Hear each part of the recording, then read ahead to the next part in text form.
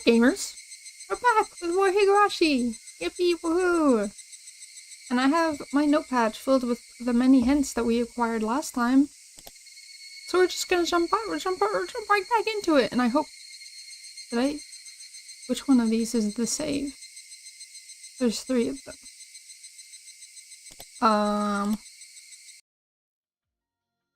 Wait, hold on, they have dates. 21st, 10:25? 9? 12:30 a.m. So it's probably this one.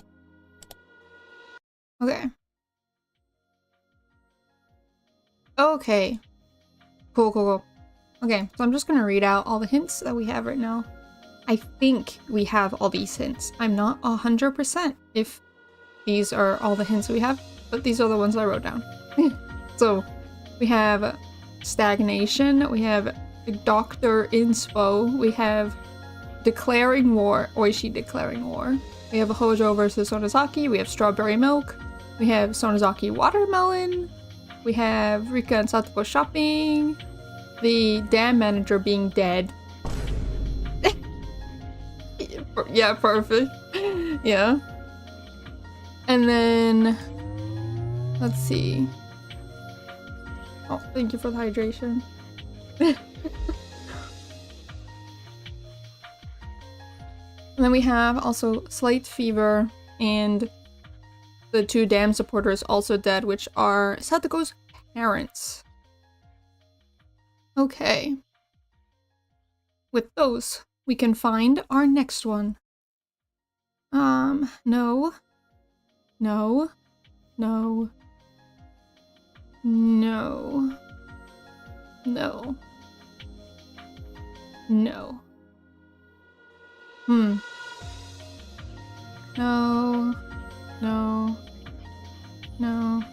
Wait, we also got Satoko's test results. Forgot that one. Satoko test results. Satoko's results are in, and she is terminal. Very sad. Okay. Oh wait, I should do the broken ones. No.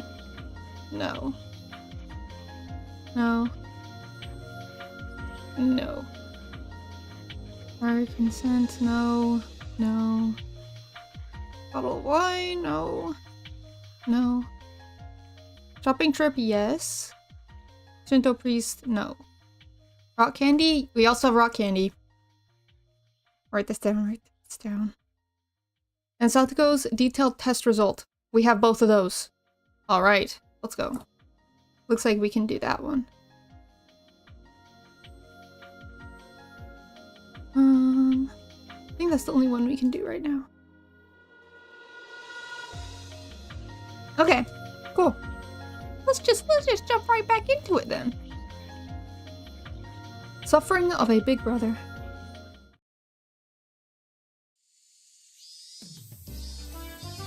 A group of boys are playing baseball under the powerful sun. The sound of cicadas makes the heat stand out even more. To those boys, it's just another kind of cheering from the crowds. Of course, they go through training exercises to build stamina. But the boys don't actually like such routine activities. They look forward to the most is the free game after practice. School in Hinamizawa is actually borrowed from the forestry service. The schoolyard is made of gravel, so it's not very appropriate for playing sports on. Compared to that, the grounds of the school in Okinomiya are probably maintained for athletic activities, so the kids grow even more energetic when they come here. Kids from Hinamizawa really don't care if the ground is made of gravel or not. The other instructor is watching the game, so I decided to go get some drinks for the team. Coach, where are you going? Thought I'd get some drinks for everyone. You mind helping me, Satoshi-kun? Oh, no, not at all. Satoshi-kun decided to come along with me. Sometimes kids don't like what grown-ups choose, so I'm glad he agreed to help. Satoshi-kun and I got in the car and headed to the grocery store nearby. Manager? How's Satoko doing? Well, she's doing fine. Although it's an extremely slow process, her emotional wounds are healing. Okay, so this is when, he's actually, like, giving her some help Probably after finding out that she was L5. Which is insane. Okay. I think we should let her rest for a little longer. It's natural for Satoshi-kun to be worried. Satoko-chan has been in the hospital for over 2 weeks. Oh. Of course, he doesn't know his sister has Hinamizawa syndrome. Not only that, she's almost at L5. She'd become deranged at any moment. He believes she's depressed because of the shock of their parents' accident. He came to the clinic every day to cheer his sister up. Satoko-chan has become emotionally unstable and was showing some dangerous symptoms, so we called off the visits. You know, the visits were probably the only thing keeping her sane. And by calling them off, you're like, I don't know. In fact, Satoko-chan is not doing so well. L5, the stage Satoko-chan is at, is a very abnormal one. The man from last year, who was at the same stage, is acting so abnormal that even a drug addict in his final stages would have turned and ran. There's no guarantee that Satoko-chan won't fall into the same condition. When we performed the autopsy on that man last year, we learned the true identity of the syndrome, and gained a great understanding of its mechanisms. We even discovered some important facts that may even lead to the development of a cure. However, we have yet to find the method of actually curing the disease. If Satoko-chan becomes unrecoverable, we may have to dissect her, just like we did for the man from last year. How can I tell Satoshi-kun about his sister's situation? All I can do is make vague comments and lie to him that she's recovering. Oh, that's horrible. What if she becomes much worse? That would make me an unforgivable liar. A tiny bit of conscience that remains in me hurts. It's okay with your clinic? Can she stay there a little longer? Why are you saying that? I thought he wanted her to come home as soon as possible, so I'm a little surprised. Well, actually, Satoko doesn't get along with our aunt. I heard she didn't get along with her parents. But she can't get along with your aunt and uncle either. Satoko doesn't open up to grown-ups. Satoshi-kun has told me about their family background. Her mother's constant remarriages wounded her children deeply. Satoshi-kun was able to overcome it, but Satoko-chan was too young to be able to do that. It left her traumatized, and now she has the tendency to distrust or dislike guardians who aren't related to her. Actually, nobody would like a guardian who isn't related to them. It's not just Satoko-chan. Usually, people try to deal with that, even if they don't like it. I guess Satoko-chan's not capable of that. Our uncle isn't home much. Besides, even when he is, he's either sleeping or watching TV, so he's not the problem. Yet. But our aunt really goes after Satoko. Why doesn't she like her? I can guess why. Satoko-chan's parents were damn proponents. Because of that, the villagers considered the aunt and uncle part of the Hojo family and ostracized them as such. Moreover, they passed away suddenly in an accident and left 2 children behind. So, I guess there would be more hate there than gratitude. If she had been obedient, like Satoshi-kun, everything would have been fine. But Satoko-chan can't be that way. She shows that in her attitude and expressions, which leads to her and her aunt having a big fight. I told my aunt about Satoko's situation, but she just can't understand. I think you're a great big brother, Satoshi-kun. You're the one and only relative Satoko-chan has left now. Right. I feel that way too. Satoshi-kun said with a slight hint of a sigh. He doesn't say it, but it seems Satoshi-kun has grown tired of having to cover for Satoko-chan every time she and her aunt fight. He's a good person, as well as a good big brother. So I'm sure he'll do anything to cover for his sister. What's also crazy that I realized is that EDA has this thing of looking after one sibling or the other. He doesn't really look after them both at the same time. It's like, he's got a lot on his plate, whatever.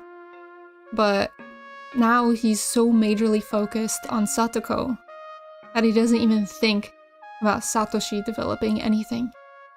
That's why him going to L5 was probably very, surprising. Just, not expecting that. But that's a very exhausting thing to keep doing forever. Satoshi-kun was already doing that when their parents were alive. Eventually, his mental equilibrium couldn't handle the strain. He grew sick, and he visited my clinic. Thought his circumstances might have improved after their initial cause. His parents were gone. It seems things were even worse than before. Yeah, and with Satoko not even having many symptoms, you know, of L5, that it was so surprising that she even had it, and it's probably harder to detect in Satoshi. Because, you know, they're siblings. So maybe they react the same to the disease. Understand. I can't release Satoko-chan if things are like that. Her symptoms may return again. Don't worry about the hospital fees. I'll make sure Satoko-chan truly recovers. While trying to pretend I'm listening to his request, I feel a little disgusted at myself for making such selfish excuses. I'll make sure. Akano-san is working on her dissection plan as we speak. That's possible. That'll help me too. What? I mean, if Satoko stays in the clinic a little while longer, then I can relax as well. That's all. What do you mean? As soon as Satoko comes back, I know she'll get into fights with my aunt again. And it's back to those days of constant fighting and screaming again. And I'll probably get dragged into it too. So if Satoko were hospitalized for a very long time, that would be the easiest on me. But when I think of it like that, I hate myself. Satoshi-kun. Satoshi-kun is a great big brother who always sticks up for his little sister. That doesn't mean he doesn't feel burdened. To think of things like that. What a terrible big brother I am. The more I think that way, the more I hate myself. Satoshi said, sniffling once. His expression was one of anguish, as if truly feeling his own sin.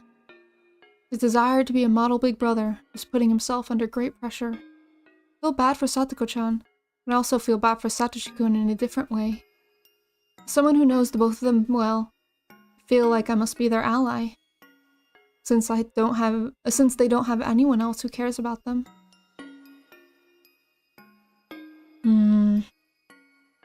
Aw, I feel like it's beginning. Is Satoshi's problems. I think there was a hint about feeling his own sin. So I'm gonna write that down. He is feeling sinful. He is full of sin. Okay. I swear I saw one. No.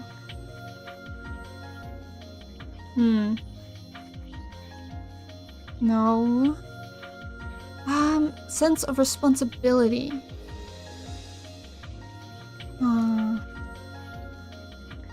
Discontinuation. Decision. Death of aunt. I thought there was one of his own sin. But maybe I was wrong. Parkinson? Whiskey? Yeah.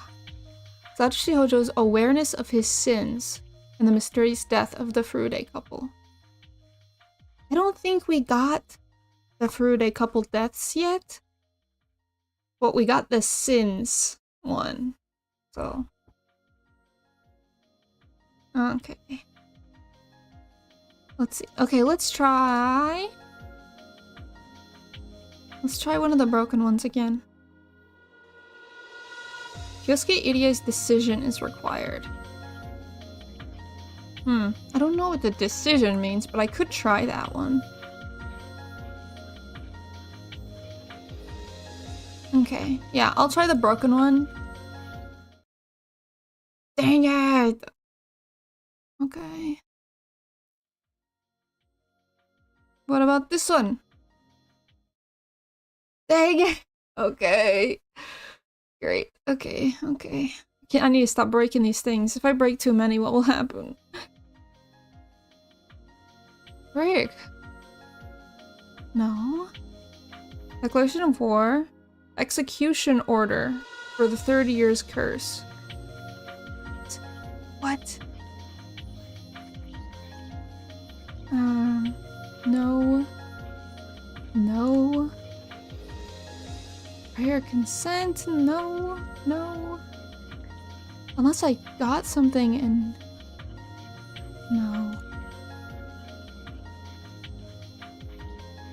I must have missed something. Shinto priest contacting idiot.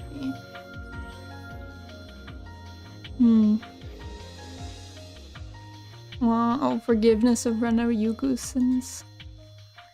So I know she's done something sinful.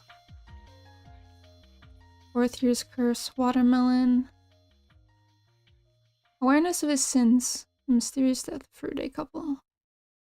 Okay, I'll try that one. Oh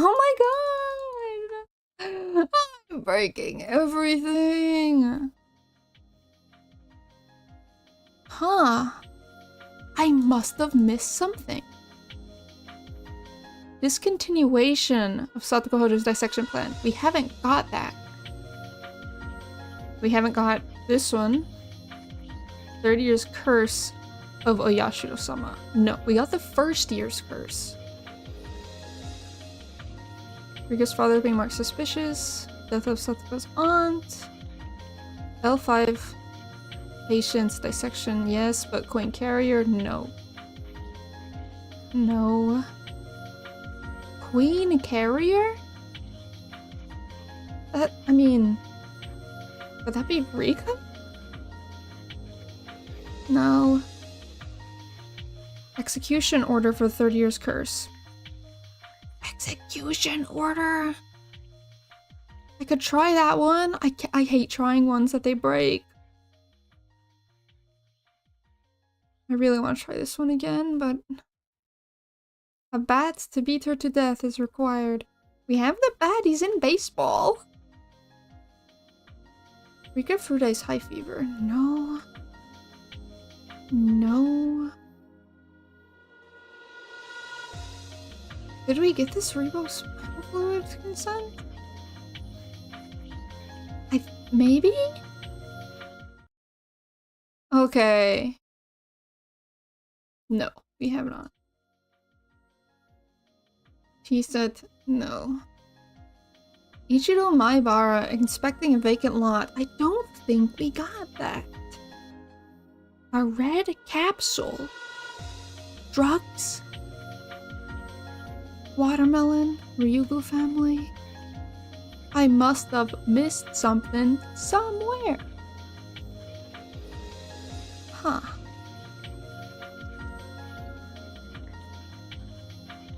I don't want to go along each one until I find the right one. 30 year... I got so far without needing any help. Oh, there's a suspicion.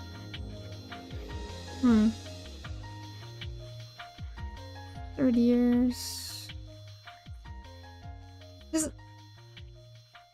We haven't got the discontinuation. It's crazy, I'm actually lost. Execution order. Okay. Dang it. I wish they wouldn't break. I wonder if there's something for getting everything without breaking them. What?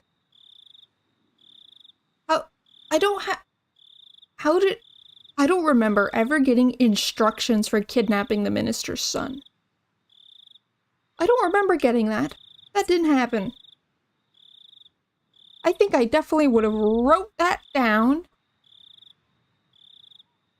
Oh, whatever. I'll look it up so it makes sense to me later, but... That very night... Oh. The head of the Furude family, the priest, gathered his wife and Rika together for a family meeting. In Hinamizawa, it was tradition for the three families to gather and discuss the village's issues. So it was hardly unusual for big families like the Sonozaki family and the Kibiyoshi family to have meetings beforehand to sort out opinions amongst themselves. However, the Furude family had lost its branch families, so there was only the 3 of them left. So until that day, they had never had a family meeting at all. What is it? You're being so formal. Is it about the dam construction? The dam was the most important issue in the village at the moment. The wife naturally assumed the priest wanted to talk about the dam. For him to gather all of them together like that must be a huge decision he had to make. Perhaps he was going to talk about joining the pro-evacuation camp. No, it's not about the dam. It's about something extremely important, which concerns this village and perhaps all the ancestors of the village too. The Furude family had served in the priesthood of Oyashiro-sama, the guardian deity of the village, for generations. So for him, head of the family, to start out that way must have been something extremely important. Yet, he said it wasn't about the dam, so what could he want to talk about? I married into this family, so I want you and Rika, who carry the true blood of the Furude family, to listen very carefully. You two aren't normal human beings. What? I'm the reincarnation of Yashiro-sama, right? Rika, you shouldn't say such things. Dear, let's talk about things like that without her. She's heard enough nonsense from the elderly people at the village hall already. What she just said about her being the reincarnation of Yashiro-sama, that appears to be true. What? It's a rather long story. Please just sit tight and listen to me. The wife had a dumbfounded expression on her face, not knowing what he was going to say. Rika was completely relaxed, wearing her usual carefree expression. He started to talk after his wife calmed down. There's a disease in this village that has been for many years. It's a special disease, which only exists here in this area. Everyone who lives in this village has the disease. Not only the people who live here now, but all the people who have ever lived here had that disease. What? We're all perfectly healthy. I've never heard of a disease exclusive to this village. Calm down. As long as we're here in the village, the disease won't cause any problems.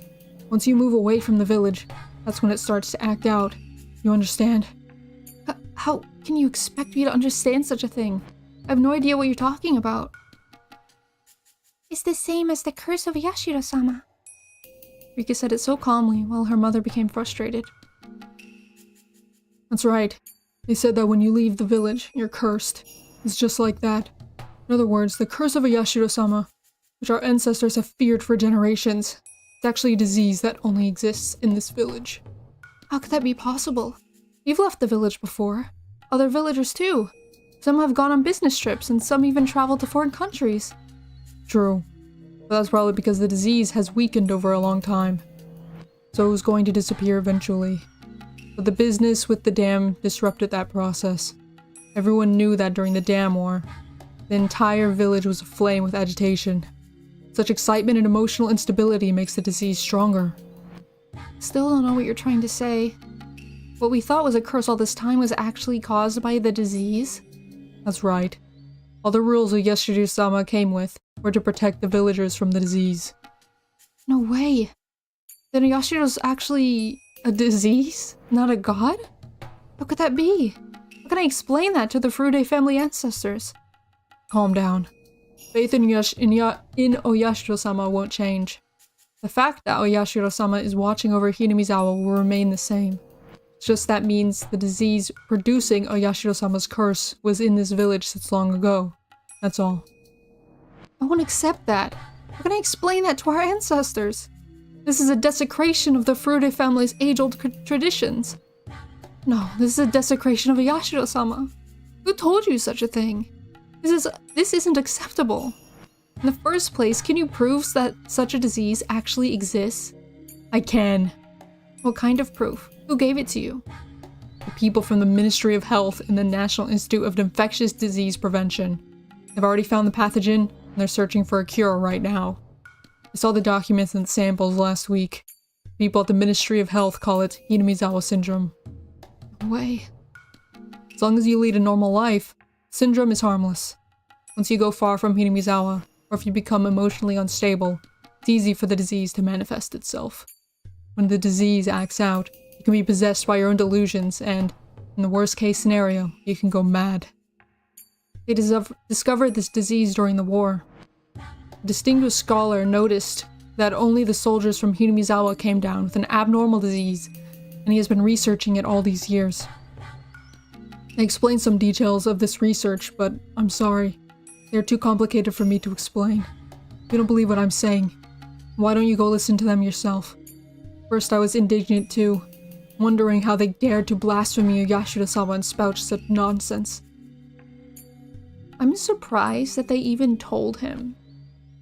Why would they tell him? The EDA clinic was built to study the syndrome. It appears to be just a clinic on the outside. It's actually a secret research center for studying the syndrome. Secret research? It's ridiculous. It's actually backed by the Ministry of Health. Why aren't they doing it out in the open? Well, I guess they can't. For example, think about the leprosy victims who are misunderstood and exiled. They are still misunderstood and discriminated against even today, in fact. The whole country finds out about this, thinks that everyone in Hinamizawa who has contracted this weird disease can go mad at any moment. It'll turn into chaos. The Ministry of Health has taken that into consideration, is working on developing a cure while keeping the disease a secret. Don't get me wrong though, they aren't trying to put us on display or anything. They're trying to eliminate disease and free the village from it. It was a different story long ago when we supported ourselves, but nowadays it's impossible not to leave the village. The simple act of leaving the village can trigger the disease. You realize how dangerous it is for the villagers, right?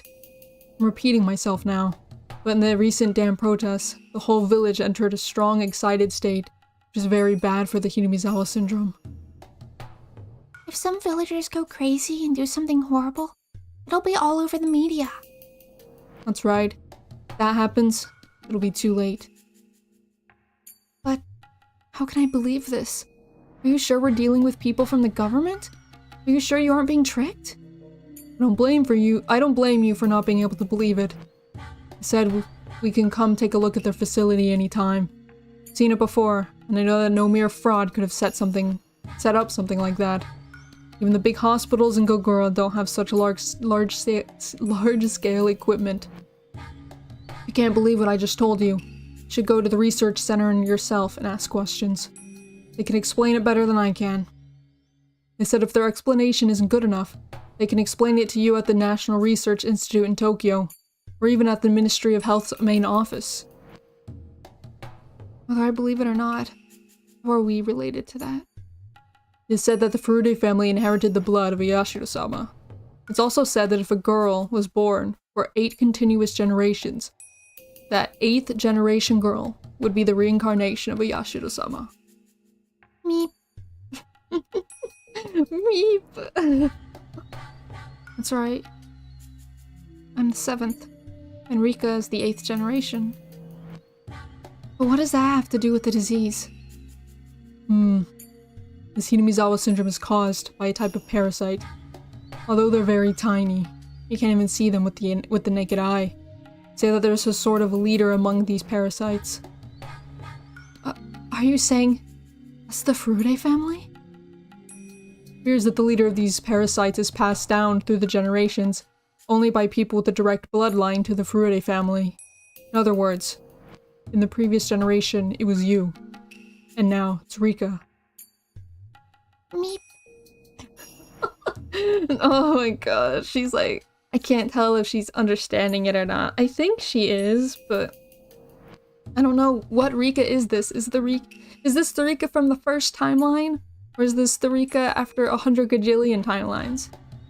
Meep. Meep. That's ridiculous. That's absolutely ridiculous.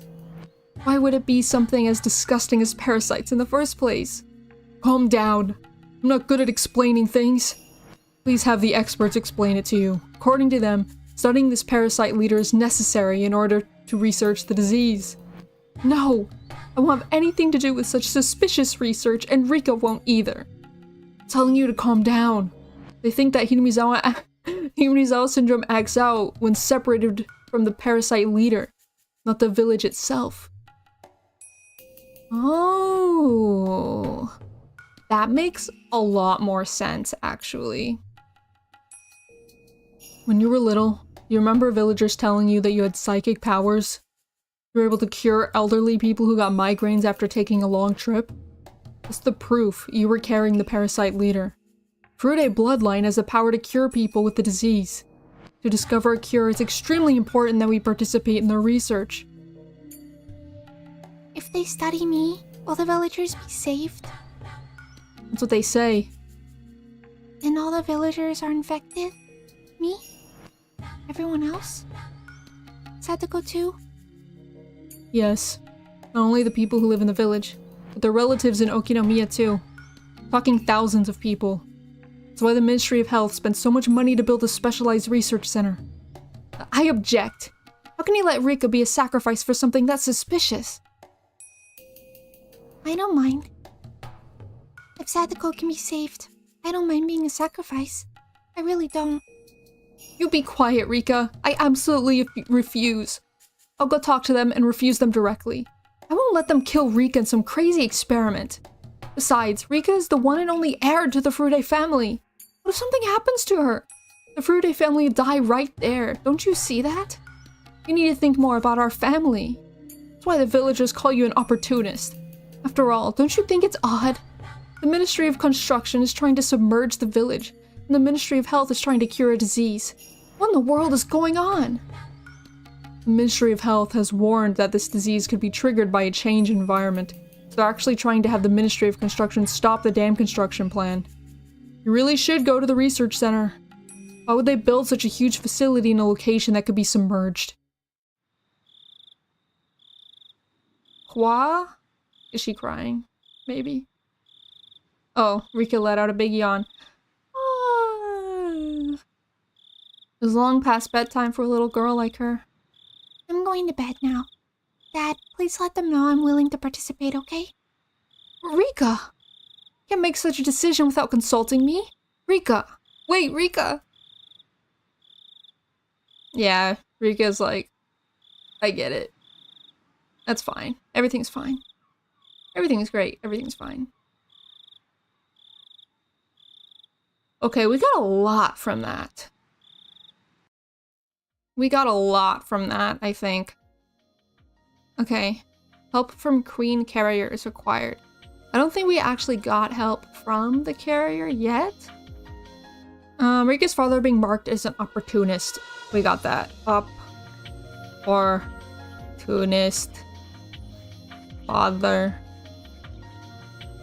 Rika's mother's suspicion is required. I think we got both of those in one, didn't we? Mother. Sus. I think we got that. Let's, I'm gonna double check, but I think we're good to do this one. And help from Queen Carrier. Maybe? Help from Queen Carrier is required. Yeah, we should be able to do this too. We got like 3 of them from that. Right? Huh. Oh, let's try to do this one first. And if we can't do this one, then there's no way we can do this one. Yes! Korean Yaguchi. When researching Hinamizawa syndrome, there is something very important that needs to be discussed first. Something happens to the Queen Carrier, the village will collapse. In this article, my grandfather called it the most dangerous situation.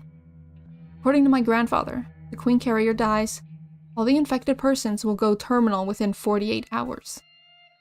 This may sound unbelievable at first, but research on the collapse of the past local religions and group suicides around the world should indicate that there's some truth to it. Among all the mysterious incidents around the world, there's some that were caused by parasites controlling entire communities, very similar to Hinamizawa syndrome. Grandfather picked a few cases that were very similar to the syndrome and investigated them. As a result, we've heard multiple cases of entire communities losing their minds after a death of a religious leader or founder, and finally annihilating themselves.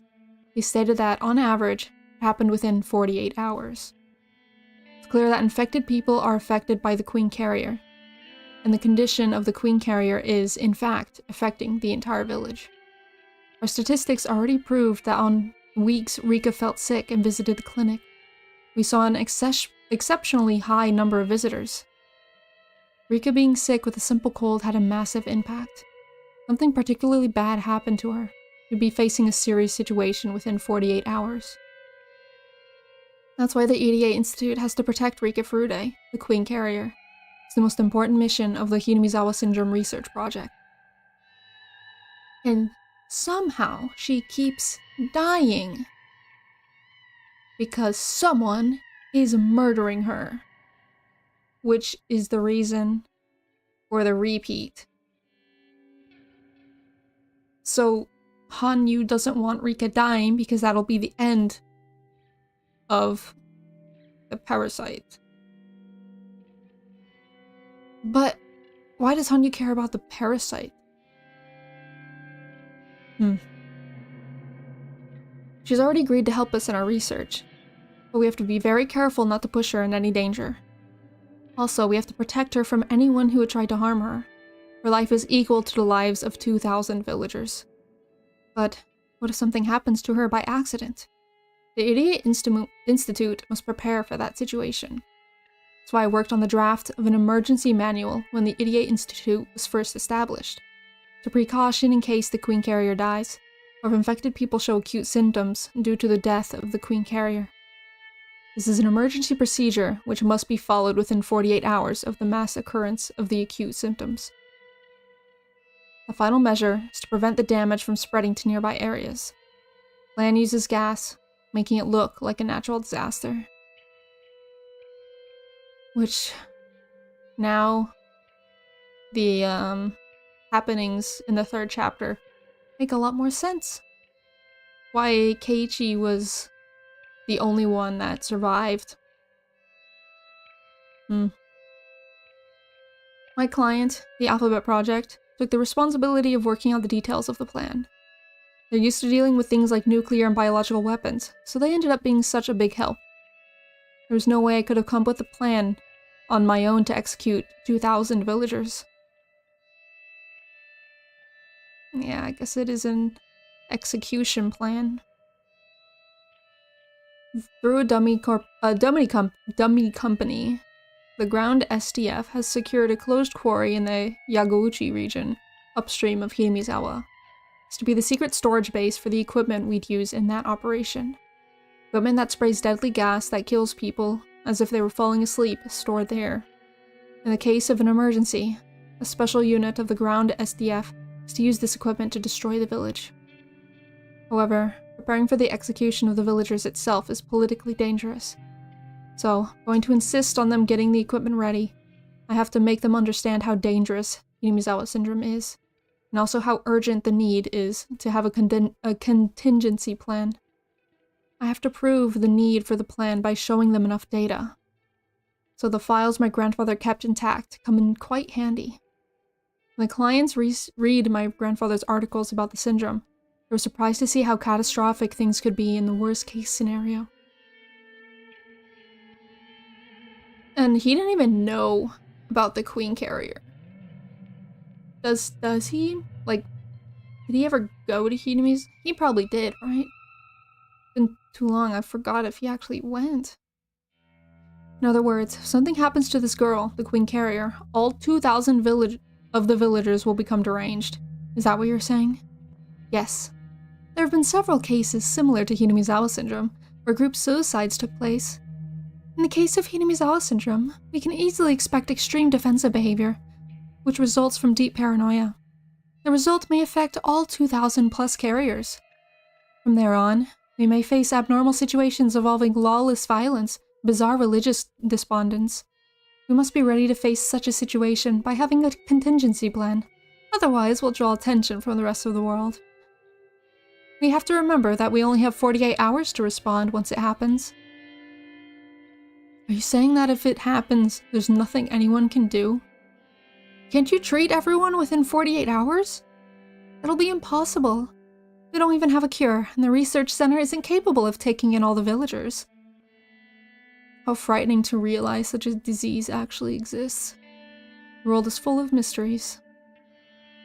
Constant vigilance against worst-case scenarios supports our national defense and is one of the ideas behind the Alphabet Project. Besides, our goal is not to use this plan, but it's vital to be prepared. Indeed, precisely as you say. I'd still like to take a look into strengthening the rules of approval authority behind applying the plan, but I understand the necessity to prepare our response for a worst-case scenario. Let's have the urban suppression team run a simulation of the Hirumizawa suppression operation in the region. I think we should get it as soon as possible. It's possible that the Queen Carrier girl may be hit by a car and be killed at any moment. Oh, wrong voice. This is a rando. Thank you, Major Takano. We have further questions, so you can sit down. Thanks to a push from one of my backers, things were decided without too much of a problem. It took me almost all day to explain it to them, but it only took a short time to come to a decision.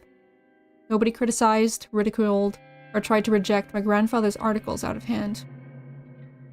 The files that we're all reading today are the very same shameful articles those haughty authorities left their footprints on as they trampled them in my grandfather's heart.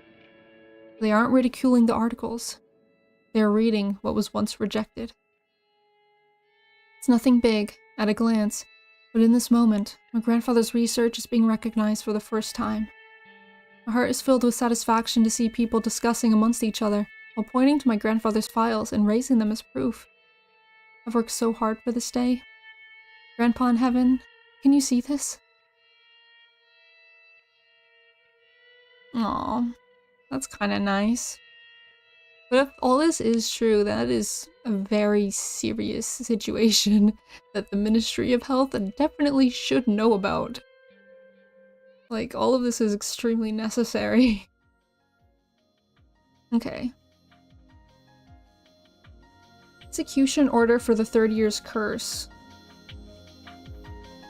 That's not it. It's an execution order, but it's not for the third year's curse, right?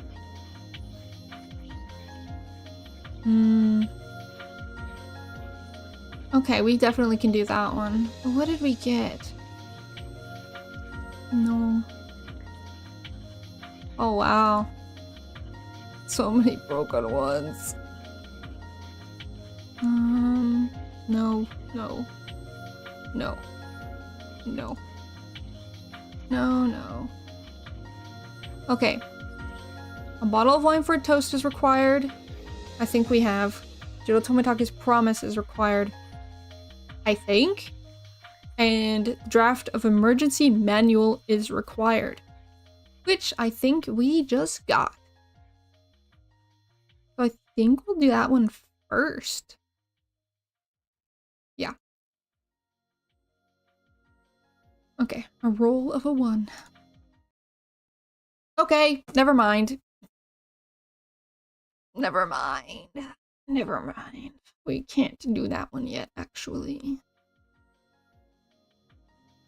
Shinto priest contacting the idiot institution. We got that, right? Cool. Awesome. The gathering place inside of the Furude Shrine is in fact the headquarters of the Onigafuchi Guardians. Normally, a shrine should be a calm and quiet place, but there are anti-dam signs everywhere, making it very obvious what the location has become. There are over 30 members of the Guardians here at the moment, and they are having a heated conversation about their plans for the future. Although this meeting place is on the Furude family's property, it's a community facility, so it closes at 9 p.m. Of course, sometimes a discussion gets so heated that it goes on past closing time, but meetings are supposed to end by 9. If a discussion ends early, they usually chit-chat until that time. That's what usually happens. Of course, they mostly talk about the dam even when they chit-chat. Talk about someone's mistreatment at the government office, or someone getting arrested unjustly, or complain that people at the dam construction site are too violent. Since it's idle chatter, the topics are slightly emotional, and because of that, there's a good deal of bad-mouthing the Hojos. Oh boy. Then she threw the circulation notes away. Can you believe that?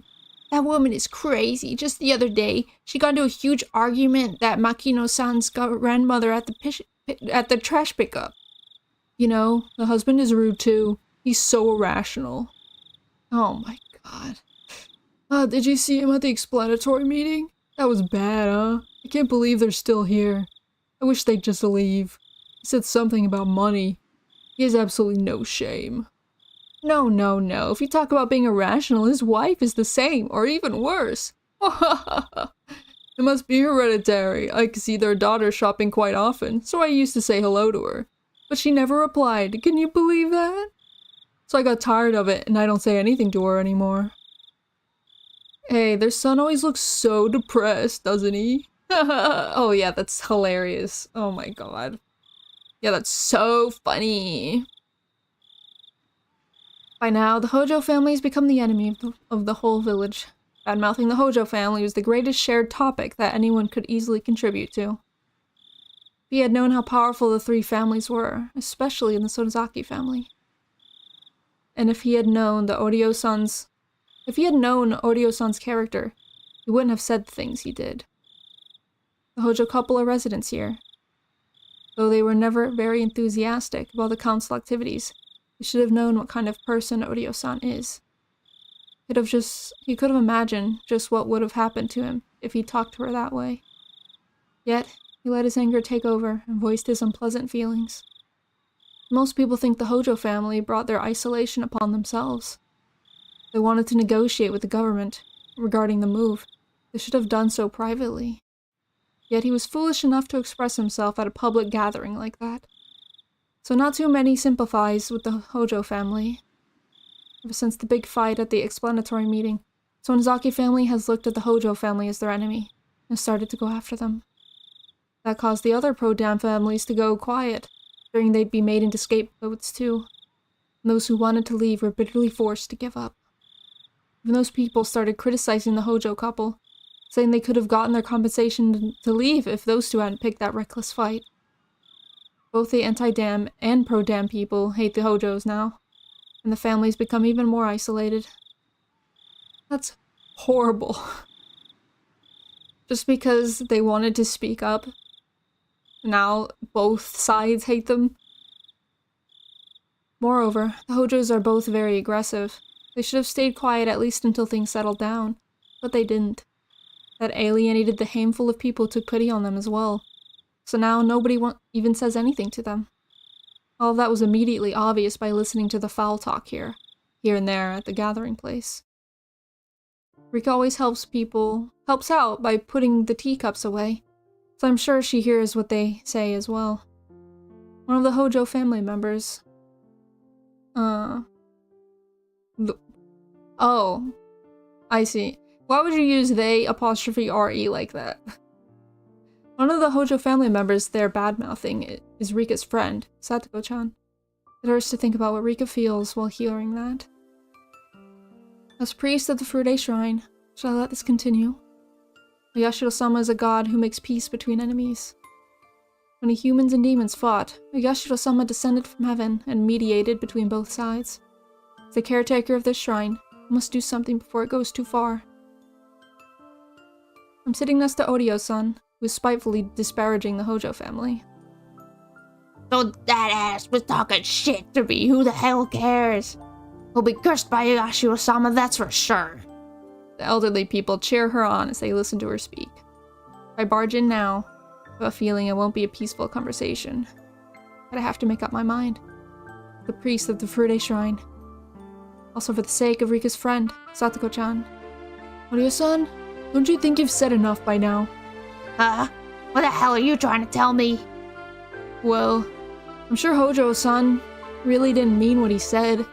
Isn't it a bit much for this kind of treatment to go on for so long? Shut up! You heard what he said, didn't you? Weren't you pissed? He pissed me off! Shit.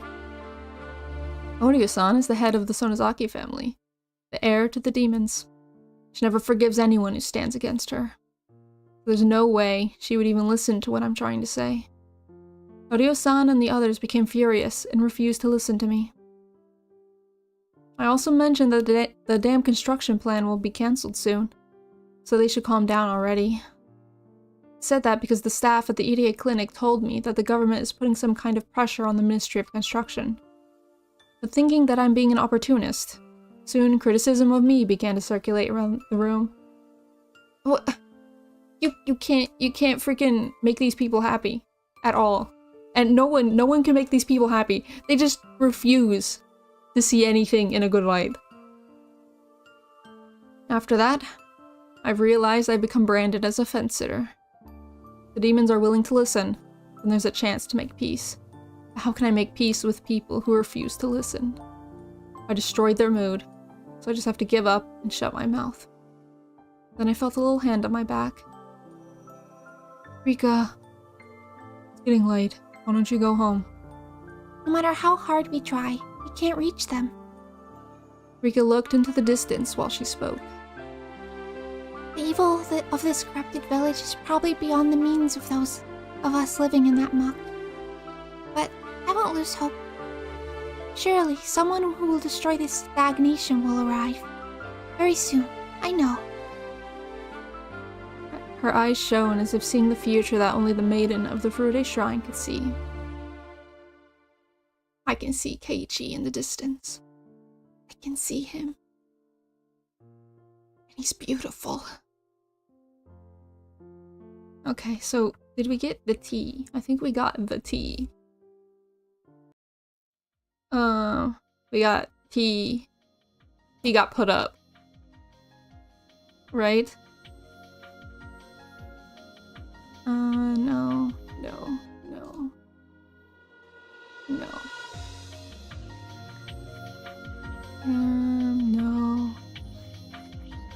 Help from carrier. Okay, we can do that. But where's the tea one? There was one about tea, right? Yes, tea set on the veranda being put away. I got that. Oh my god, we're so close. We're so close to getting Keiichi. I see you. I see you, boy. Okay.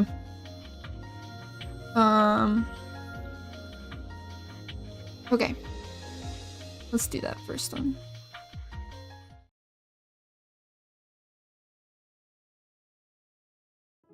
Rude-san, thank you for waiting.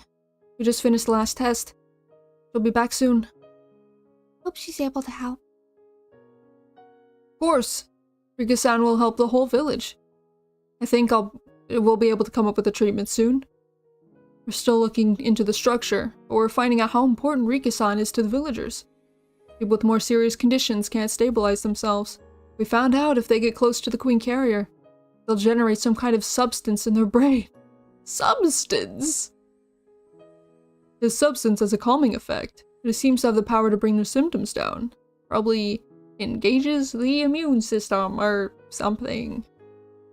If we can produce this substance, it'll end up making for a powerful treatment. You see, Rika has that kind of power. You shouldn't be surprised. People say that maidens of the Furude Shrine have psychic power to calm down both souls and demons, don't they? Even before we discovered it, it was already recorded in the history of the last few hundred years. It's true. I'm impressed with how wise people were back then. Meep. The tests are all done. Rika, good work. You must be getting tired. Why don't you take this and go get something to drink?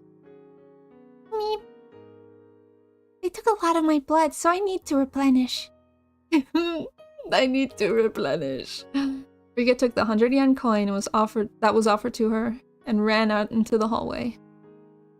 I appreciate Rika-san's help. If she hadn't offered her assistance, our research wouldn't have progressed this far. Rika is very concerned about her friend with the syndrome. She says she wants to help because of her. Doctor, please take Rika's feelings into account. Of course. We're taking up her precious time every Sunday, so we'll make sure to get to the bottom of this. May have to put her through some rather rough experiments, but I hope you'll understand. We'll never harm her in any way, though.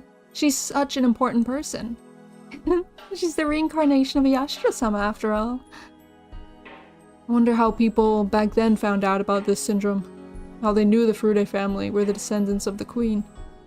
Truly impressed. By the way, there's something I have to ask you. I would like to ask you for permission to collect her cerebrospinal fluid. Also, there's a chance that we'll have to drill a hole in her skull to examine the inside of her head. A hole in her skull? Of course, we'll take every precaution. Rika-san is the one and only queen carrier. We'll make sure that she's safe. Her safety is our priority.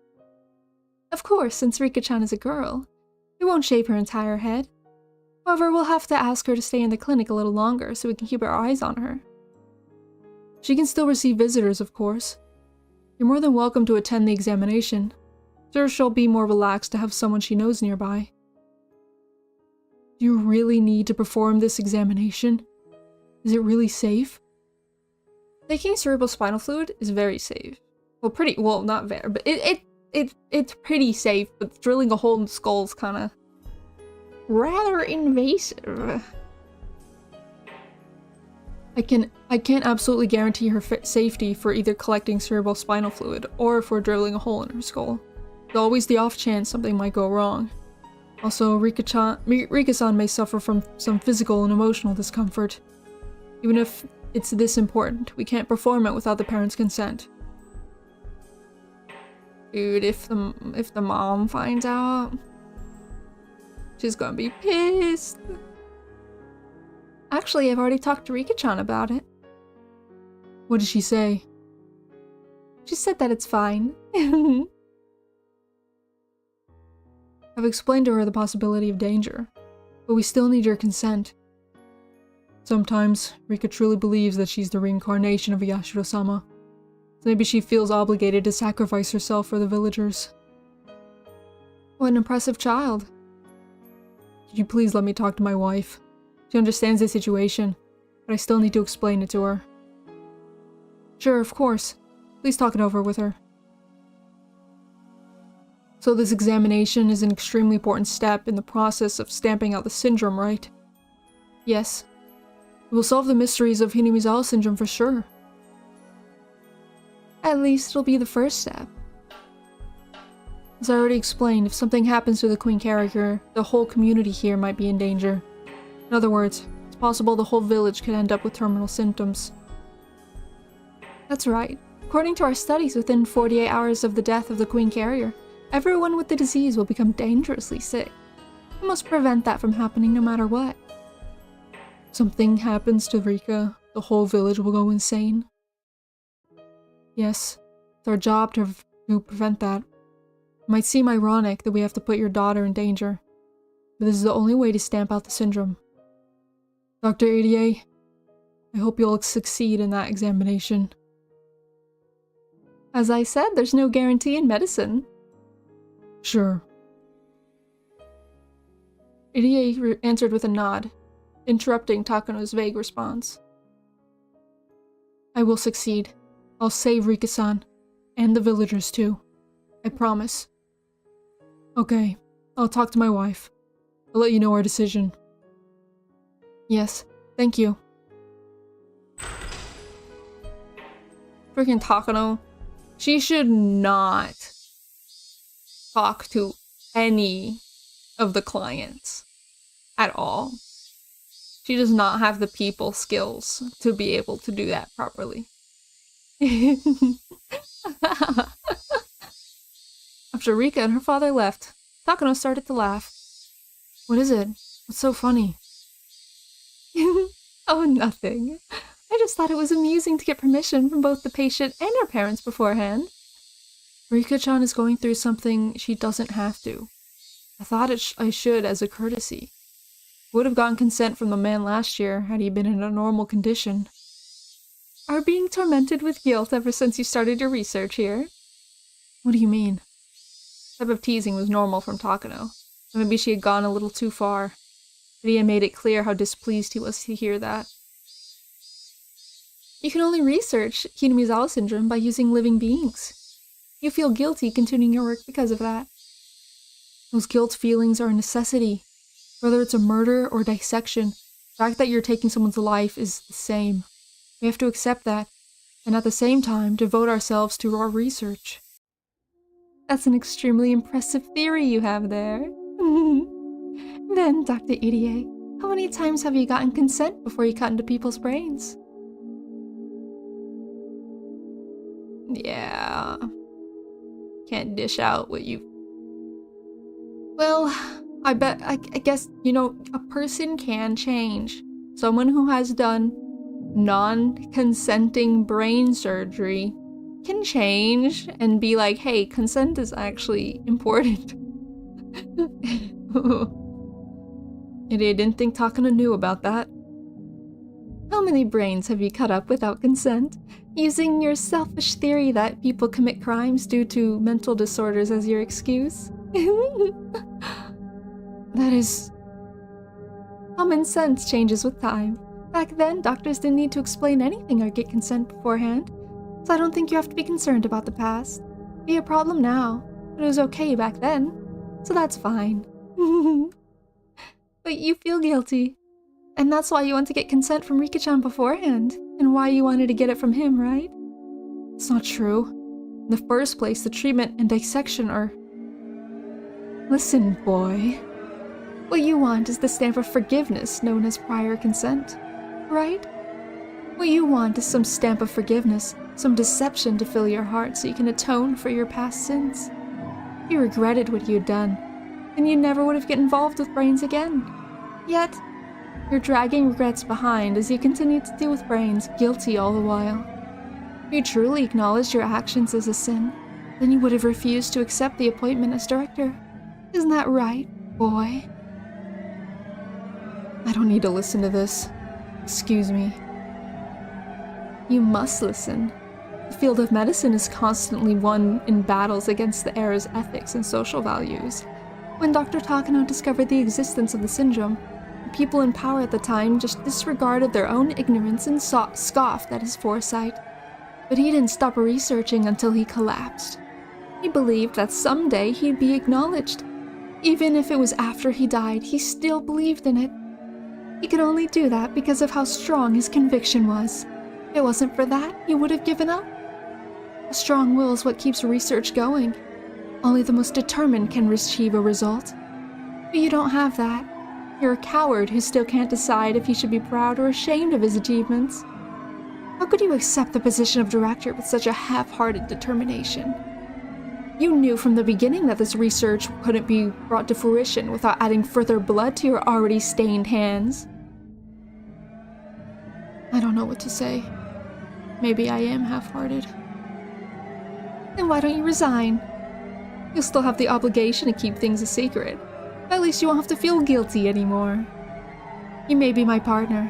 You're also simply a person who's requested by my client. Now that this research institute is fully developed, you aren't needed. You don't even have the necessary determination to do research to begin with. You're an especially useless partner. I'll never quit researching. I'm not afraid of guilt or regret. My conviction is what will take me to the future. Just like Dr. Takano succeeded, I'll succeed alone. It's impressive. However, my determination may not come close to yours. I too have a will, and that's why I'm here. As you said, I already have blood on my hands. After I arrived in Himizawa, they got even bloodier. So I can't just run from my responsibilities. I'll probably continue to be tormented by my unatoned sins, but I won't run. I'll get to the bottom of Himizawa syndrome. That's the least I can do for all the people who gave their lives for this research, and also for those who will give their lives from now on. Irie wore a determined look on his face. He appeared different from even a moment before, and he was baffled by Takano having brought up those painful memories. For a short while, Irie's eyes displayed his strong will. Then he turned around. We'll probably get consent for Rika-chan's examination, so please start preparing for it. Yes, I understand, Director. They got their consent the following week. Jesus, Takano is scary.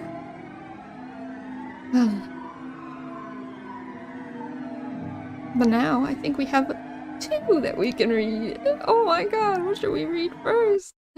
We have the broken one. And we have... Where is it? No, not this one. We have this one, Kyosuke Irie's decision, and then we have the consent for cerebrospinal fluid, which is over here. Heck yeah, a routine inspection. Just getting your cerebrospinal fluid, very easy, super freaky easy. And I'm gonna assume during this, or during whatever they do to Rika, she gets the high fever, which maybe causes the first Yashido-sama incident, or maybe the second, or something like that. That would be crazy! Okay. I guess we'll do this one first, and then this one. Finally, the broken ones will stop being freaking broken. A routine inspection. The lights came on in the meeting room as the slideshow ended, and all the auditors began to applaud, praising the Irie institution's dramatic accomplishments. Wonderful! Absolutely wonderful! To be honest with you, I wasn't expecting too much from this Hinamizawa syndrome research. Figure that even if there was progress, it would be 3 steps forward and 2 steps back every decade. Oh my, how impressive it is to achieve so much in such a short period of time! This is all thanks to you, Dr. Irie. Oh no, this is all because of the staff that supported me, and Takano-san too.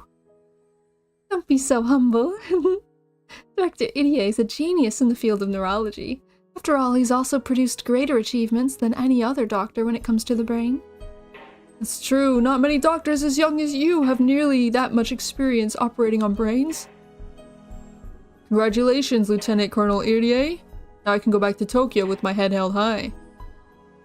I'm honored we gave you something good to take back with you, Tomitake-san. By the way, could you please stop calling me Lieutenant Colonel? I just can't get used to it. I almost prefer Risa-san at this point. Ha ha ha, I bet you do, You sure were a huge help. You're the one who secured funding for our research. Even when we couldn't produce feasible results. We couldn't have done this without you. It wasn't any trouble, but really the results you've presented today are just brilliant. Not only have you found the cause of the syndrome, you've also provided a clear path toward future research. We're looking forward to hearing more progress when we come again next time. I'm sure the Tokyo office will quit bothering us about cutting your budget with these sort of results. After all, we nearly lost our budget for the canned coffee we provided to you. To you all, didn't we? Wah ha ha ha ha ha. Ha ha ha. Tomitake-kun, make sure you report our progress to Tokyo well enough that they give us enough funding to hold a party. We've been getting nothing but the stick. It's time for the carrot. Ha ha ha. We'll be happiest if that carrot comes back in the shape of funding. Wah ha ha. Ha ha ha ha ha ha. Yippee, happy times. Like, I hope they are able to secure the pathogen in a little jar and then are able to use that as a biological weapon. Cause like, oh, maybe it'll just die if it's too far. Cause like, imagine you take the little parasite, you give it to somebody who's really far from Hinamizawa. Really far from Rika, and that person just goes insane instantly because they're so far away. I don't know. That'd be crazy. With that congenital atmosphere, congenial atmosphere, a routine audit was over. He was surrounded and being questioned by the National Institute of Infectious Diseases workers who had joined the auditors. Takano-san, congratulations! I can't really say this out loud, but all the progress I've seen tonight is thanks to your hard work. Thank you, Jiro-san. Jiro-san and I are the only ones here who know that strings were pulled in order to create the Irie Institute. So only Jiro-san can understand what I had to go through. But I've only just risen to the stage for my research. My opponent and I are finally in the same arena, that's all. The critical fight comes after this. And it should be getting even more exciting in the future. Ha ha ha. By the way, Manager Nakagawa told me to tell you that he wants you to hold a presentation in Tokyo. Even the Alphabet Board wants you to come meet with them. I guess they all want to hear this directly from you. Oh my, isn't having you explain enough? I don't think that's what they mean. I bet they want to meet such a pretty researcher in person, maybe.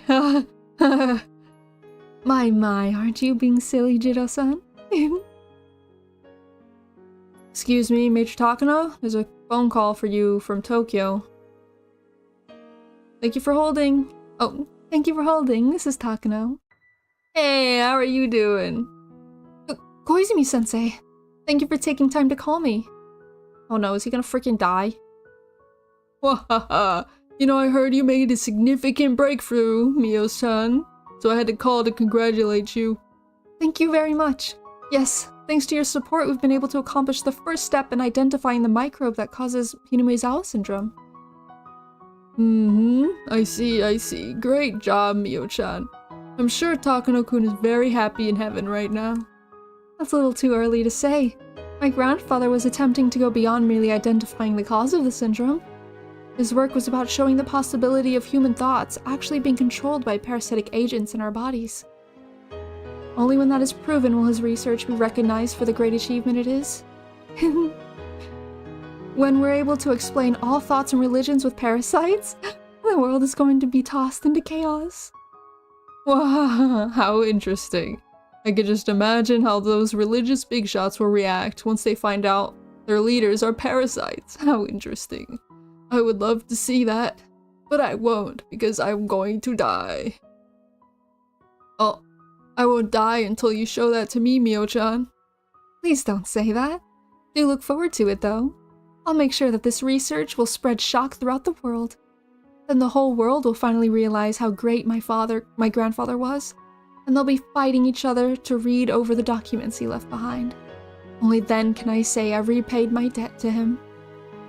I'm a little envious of Takano-kun. I don't want money, you know. I don't mind getting rid of half of what I have. I just wish I had a grandchild who would carry on my legacy. Thank you so much. Those words mean so much to me. By the way, I sent you a present. It's a nice bottle of wine for you to celebrate with. I didn't know your address, so I sent you to the clinic. However, they told me they're having a difficult time importing it, so it may take a little while. When that comes, please have a party with the people who helped you. Celebratory wine? Well then, I wonder what kind of expensive sort of drink Koizumi-sensei will be sending us. Oh, it's not that kind of expensive. Don't you remember, Mio-chan? Takano-kun used to keep a particular bottle of wine. I remember. That's right. My grandfather kept a certain bottle of wine. I don't know if he bought it himself or if someone gave it to him, but he treasured it. He always said he'd open it when his research finally gained recognition.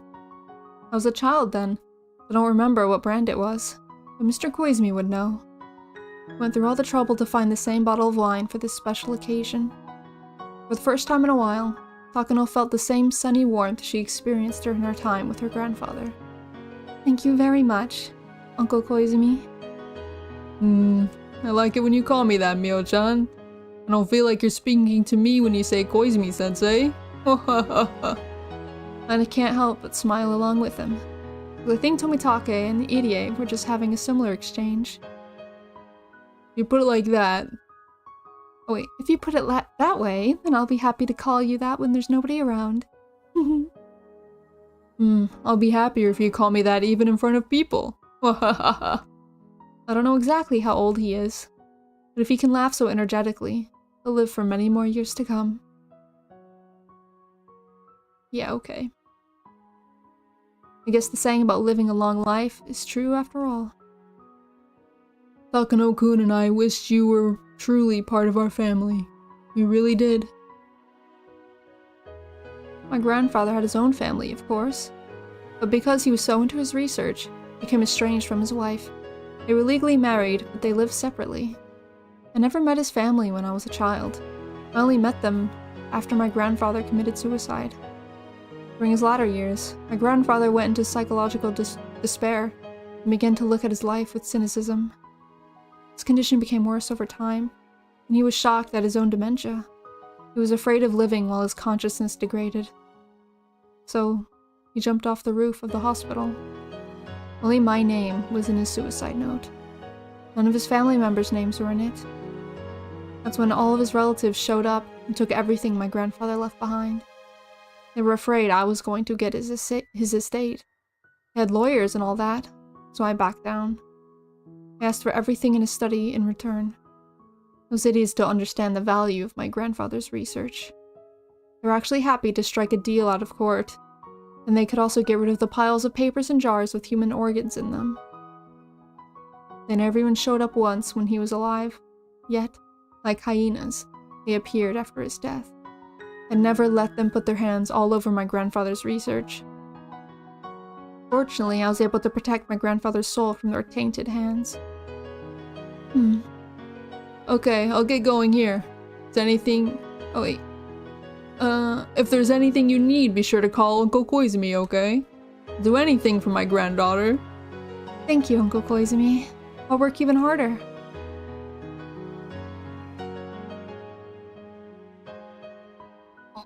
On the thing, it says that he dies. On one of the tips. So we know what happens.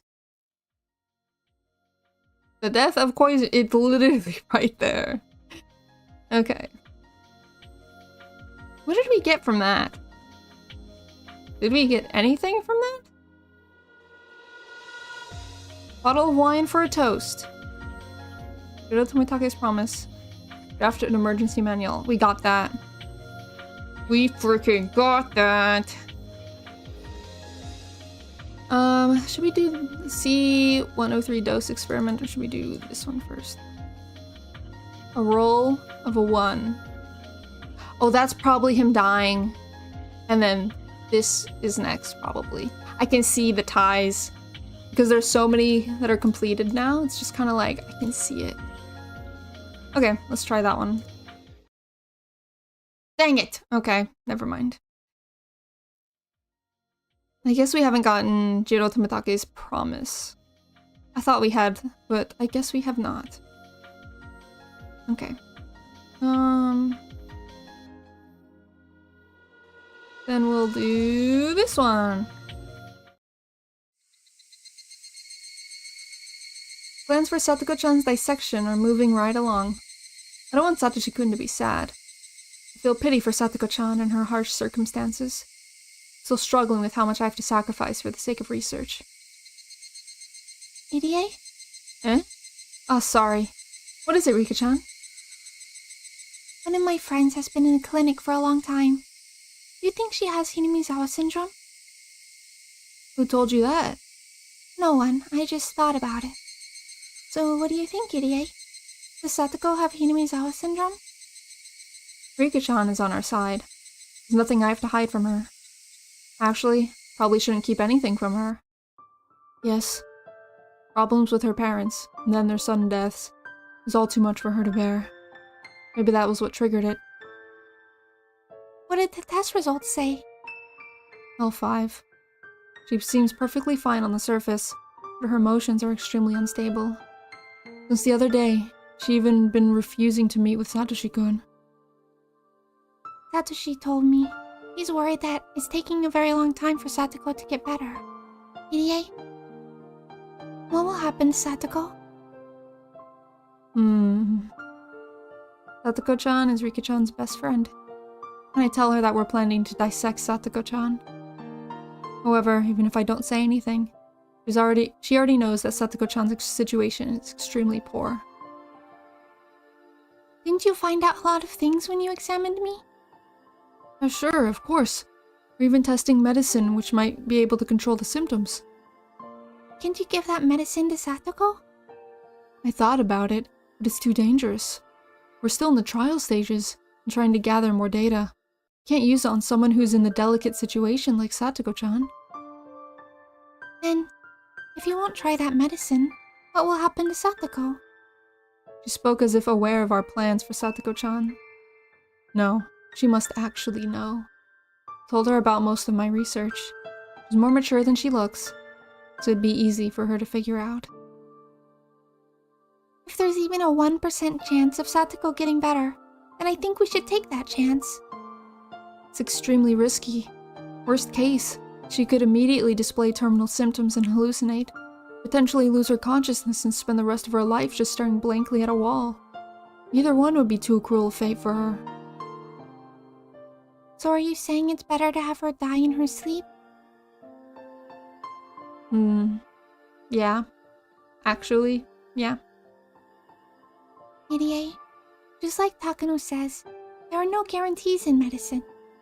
But if we don't do anything, Satoko will die for sure. I think it's clear what we have to do. What we should do. That's true. You're right.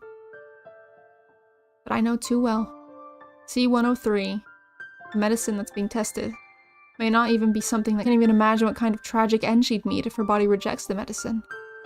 That's why I'm tempted to believe it would be far more merciful to feed her her favorite food, let her gently fall asleep, and after that, dissect her while she dreams.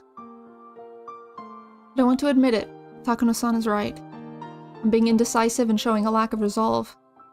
How effective could the medicine made by someone like that really be?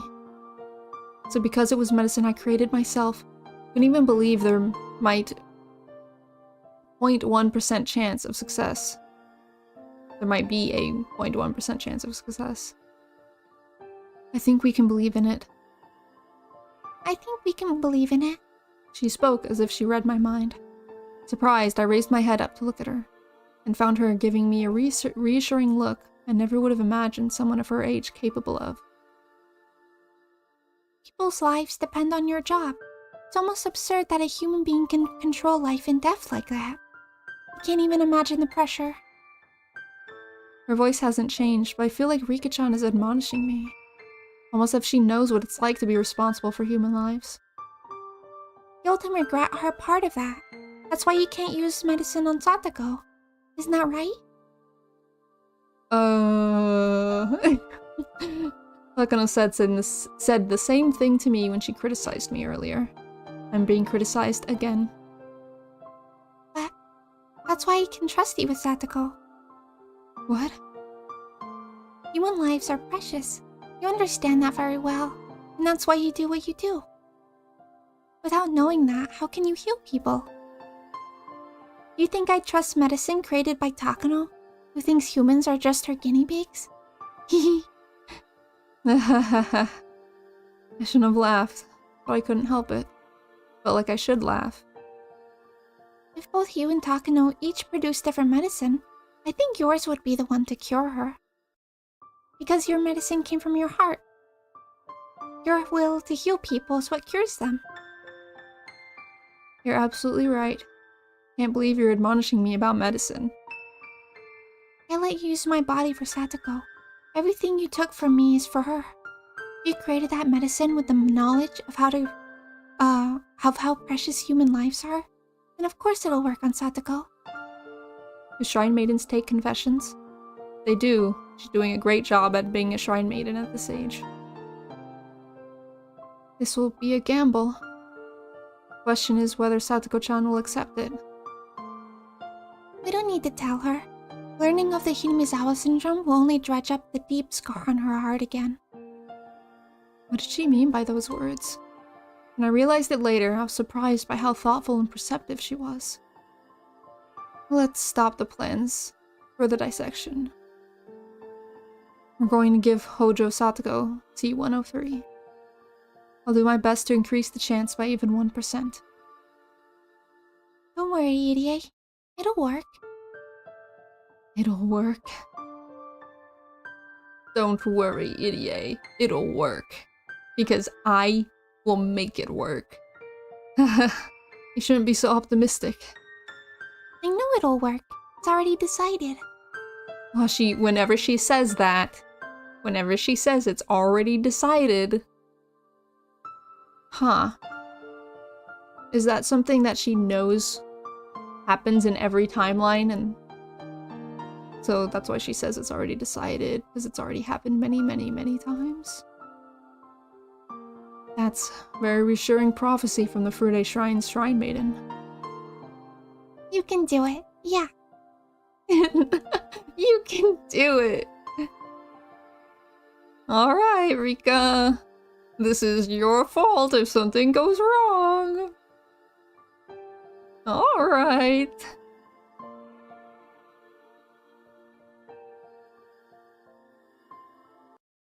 All right. Okay.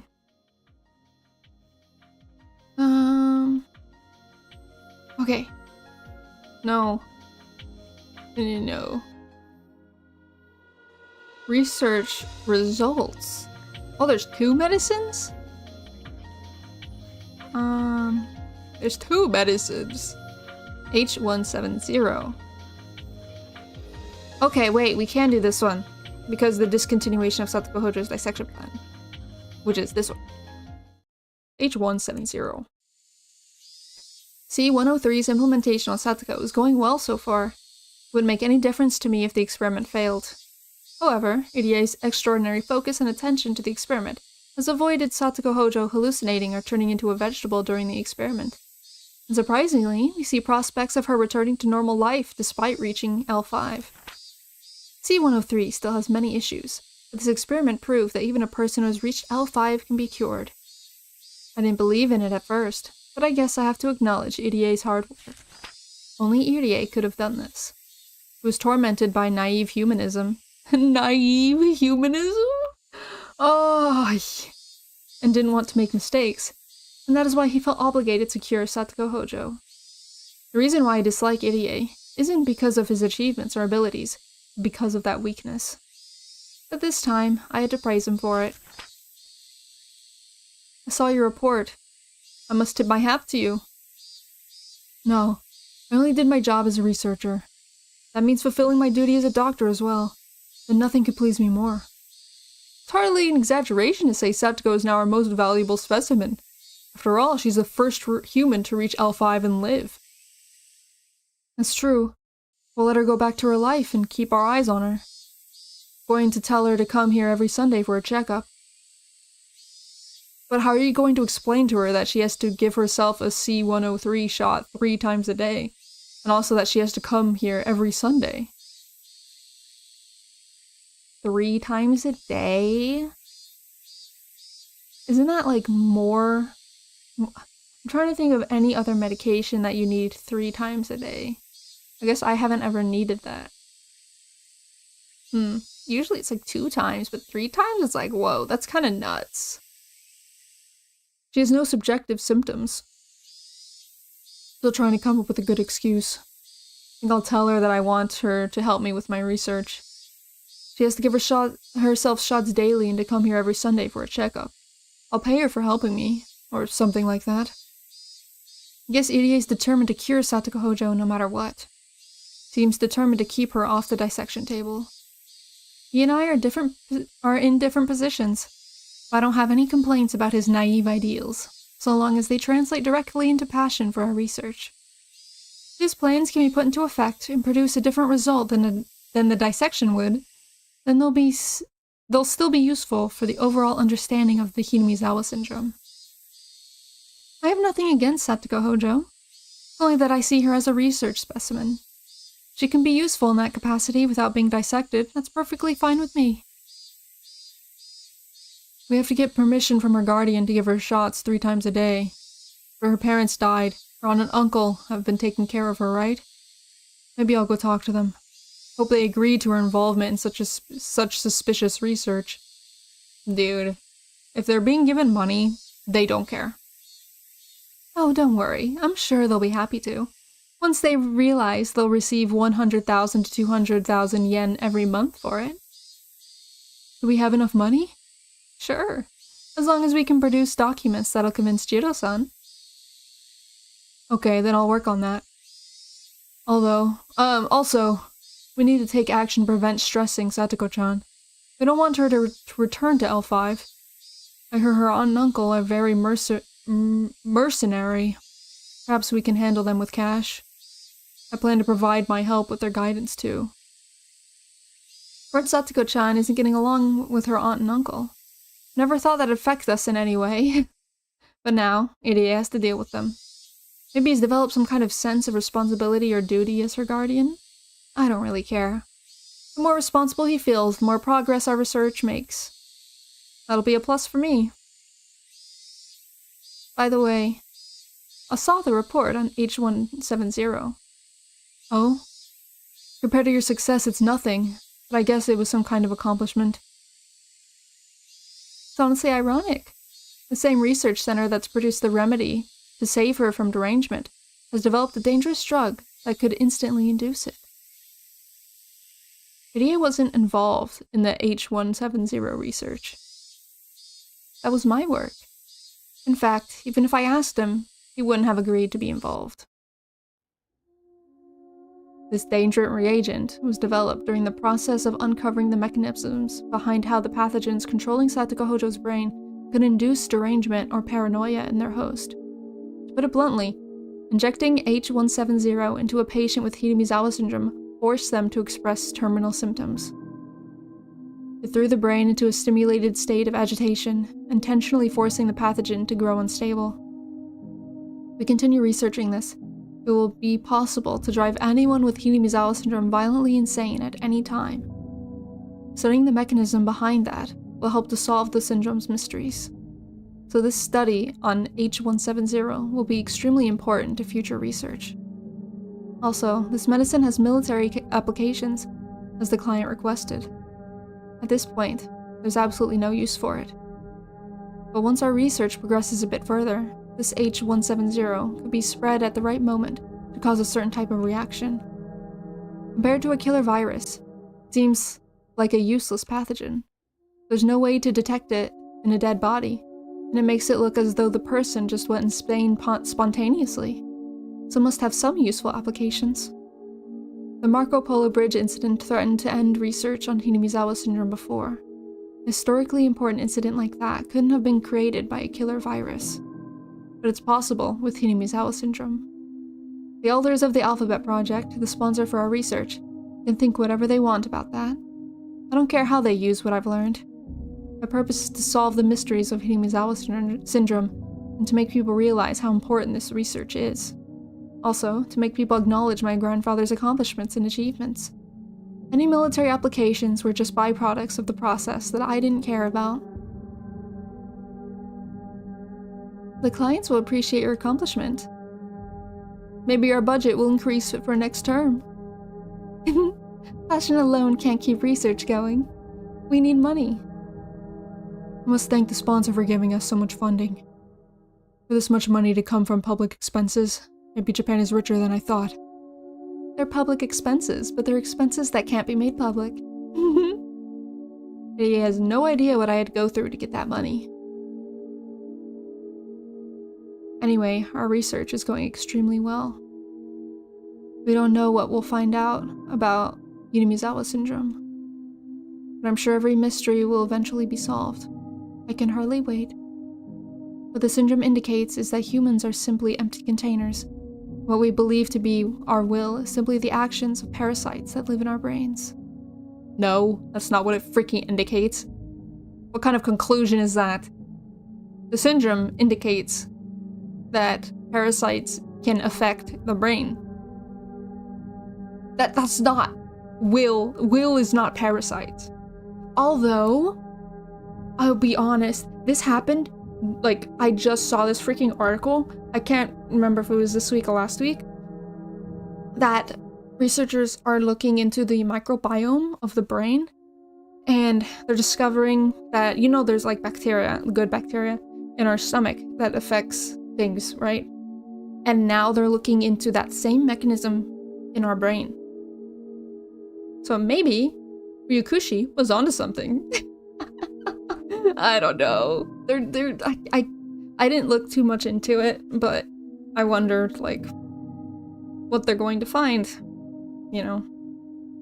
But very interesting either way. We now know what that needle was? What needle? From chapter 1? I mean, the needle was obviously a hallucination, right? But, trying to think.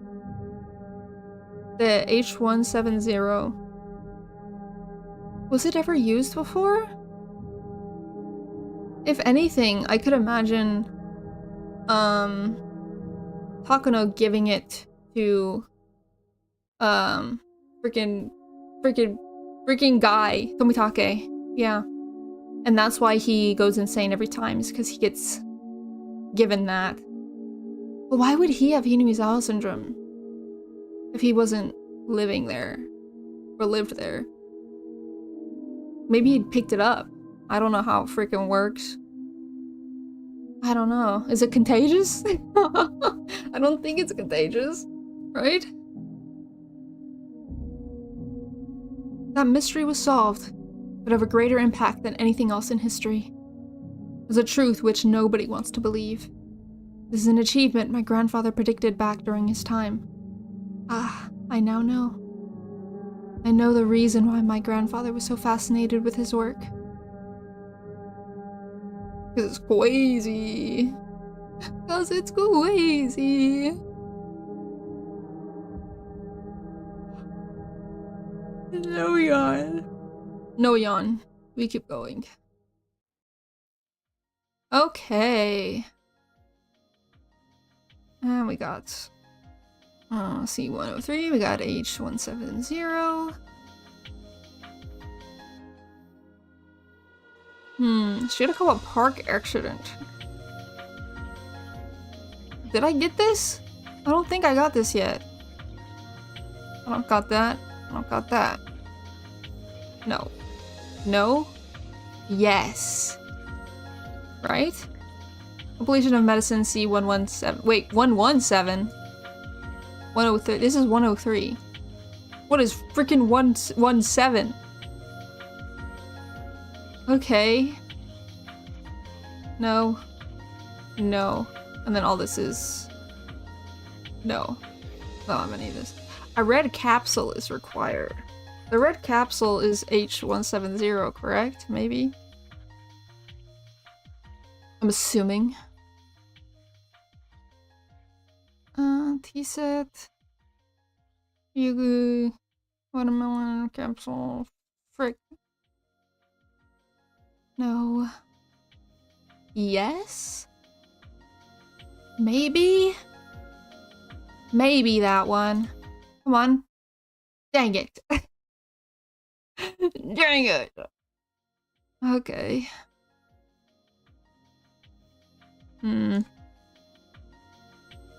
Research? See, I don't have the Shirakawa Park accident. And last time I checked, this wasn't available. There's no way it's available now. Unless... Of course. Okay.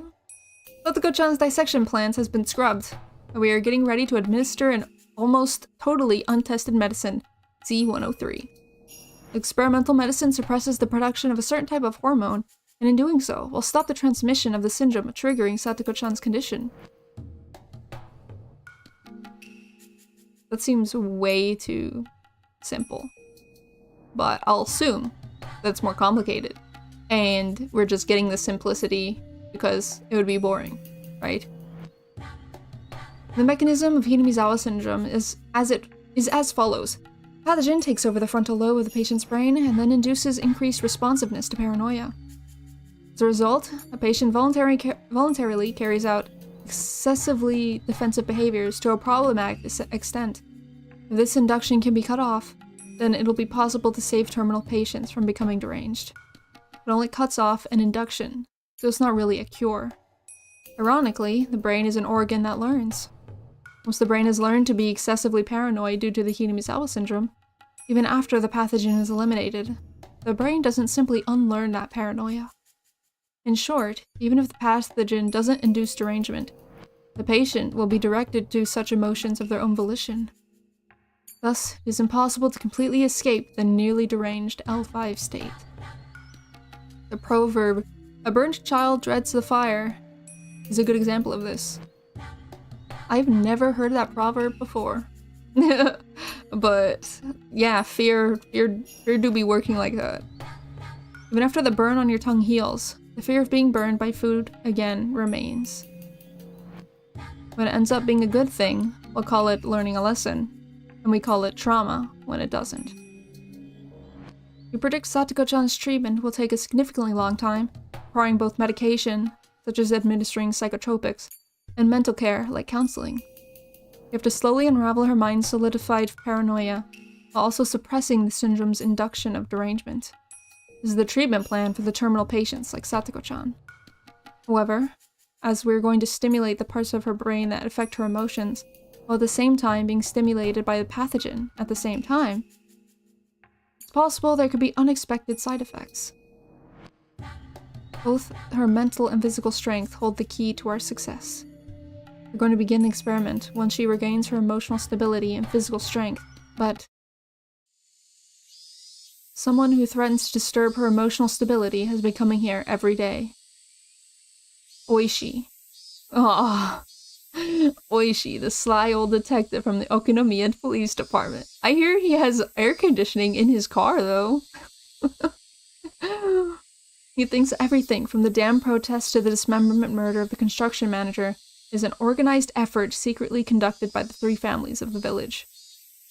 He even thinks an accident involving Satoko-chan's parents wasn't an accident.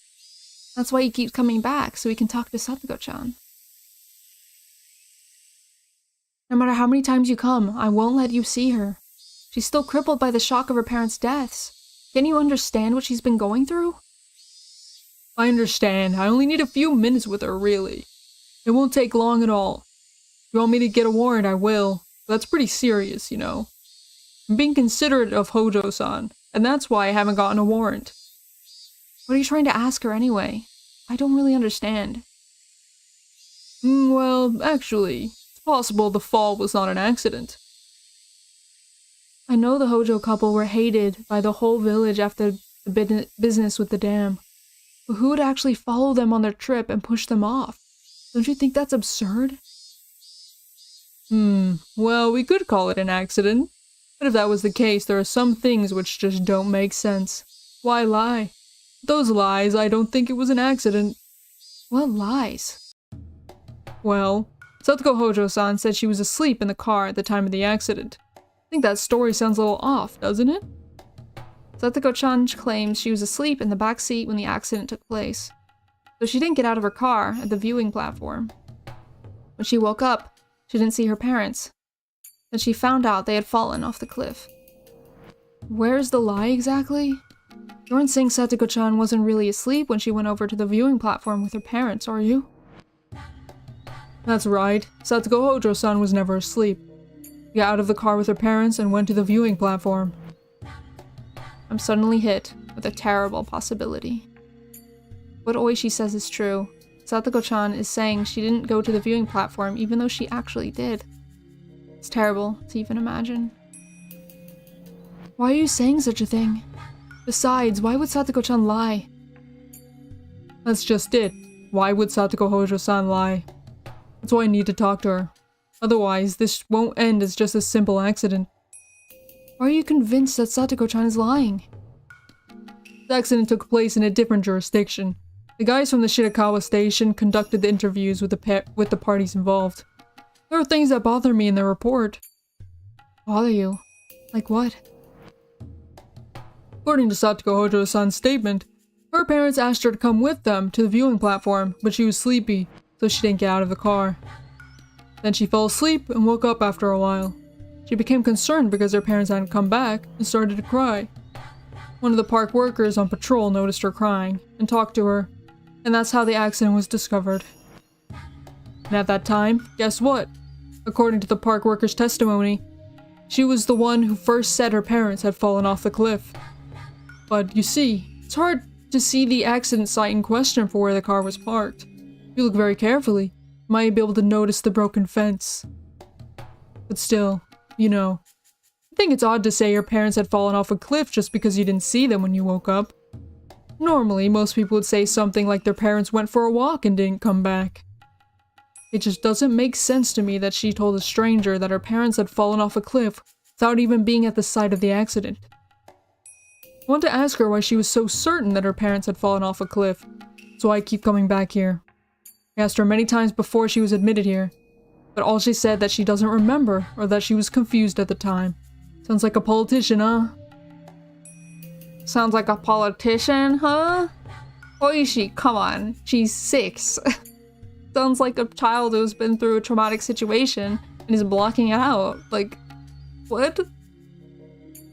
So I think it's worth taking that time to talk to her.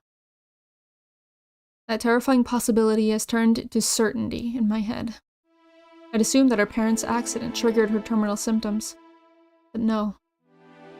Satoko-chan had already gone terminal. Just before the accident, her heart was filled with paranoia.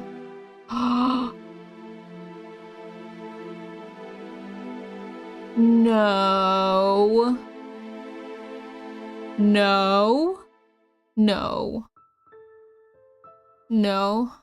That drove her mad. She was under a lot of stress because of her bad relationship with her stepfather. She was also being scolded by her mother for not being able to get along with him. That made her paranoid, made her think her parents considered her to be a bother, were going to kill her.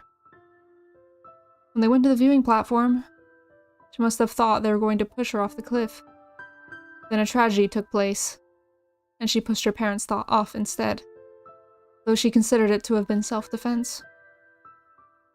I'm certain of that, because I know Hinamizawa syndrome better than anybody. This accident isn't an accident. It isn't a crime either, like Oishi is thinking. It is simply a tragedy. When I talked to Satoshi-kun about the family, I was even more convinced. He told me even though Satoko-chan refused to open up to her stepfather, he had tried to communicate with her. It's true the relationship didn't go well in the beginning. Satoko-chan caused trouble repeatedly. He'd even called the city's child abuse hotline. At that point, they received guidance from the Child Consultation Center, and they pointed out that the problem lay in lack of communication between daughter and stepfather. So the stepfather took a parenting course under the social worker's guidance, and awkward though as it was, he made efforts to communicate with her. Satoshi couldn't notice his efforts, so he tried to talk to Satoko-chan about it. But Satoko-chan didn't notice them at all. Excessive stress, she was under triggered terminal symptoms. She couldn't understand her stepfather's remorse. On the contrary, her stepfather's change created even more mistrust within her. Yeah. So when you have that much paranoia, somebody genuinely changing as a person and trying to help will seen as an even worse hostility, you know? And it just makes the paranoia even worse.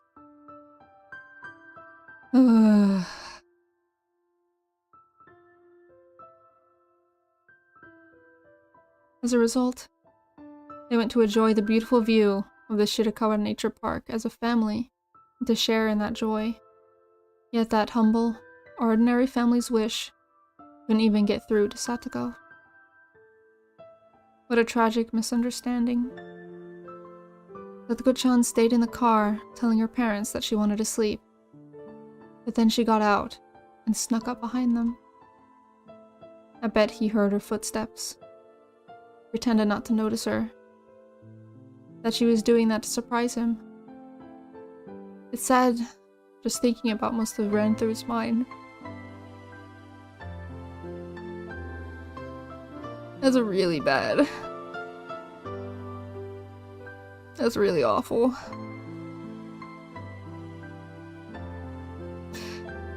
While he thought he had finally gotten through to her, he was actually approaching him with the intent to kill. But that's not Satoko-chan's true nature. The disease. Satoko-chan isn't the one who is to be isn't the only one who is to be pitied. Her parents are its victims too.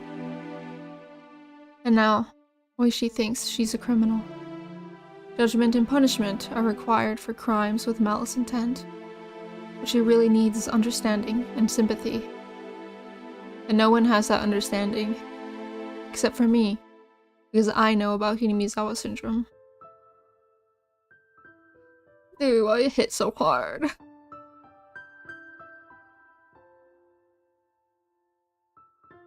It's the fact that, like, the stepfather tried so hard to be a good dad. Like, he really tried so hard. I'm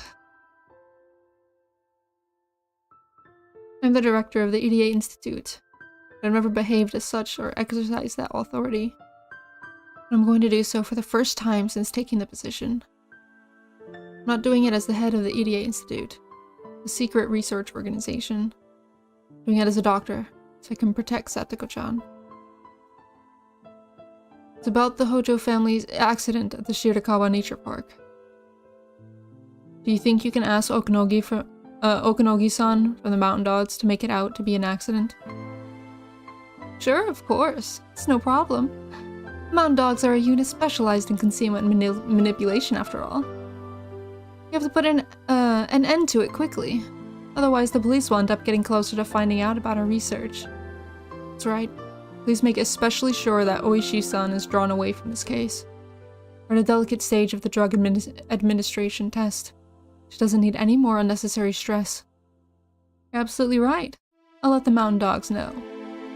I've heard they even have connections within the police, so I'll give the order to put pressure on them too. I'm sure the accident in Shirakawa will be concluded as exactly that within a few days.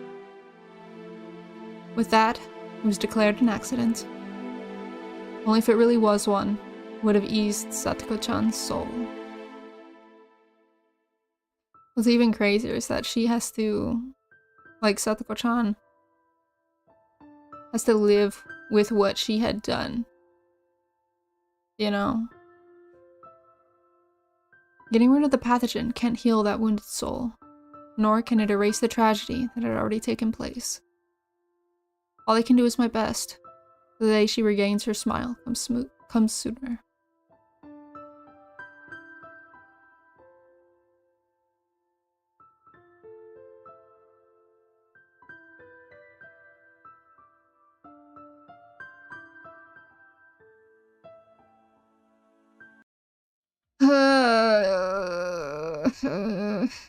I don't got too much to say. No, I do have much to say, but it's so hard to say. People doing things out of fear, like genuine fear and terror, and having it be the worst decision of their life. Because it doesn't feel like a decision at the moment. It feels like the only thing that they can possibly do. But it's not, and they just can't see it. The whole thing with Keiichi trying to talk Ren down from doing atrocities. But it's like so freaking real. Oh god. It's fine. It's fine. I want to keep going. It's hard, but I'll keep going. I need to know more. Wholesomeness will come in time. I don't believe you. I don't believe you. Okay. What else do we got? Break! It hurts so bad.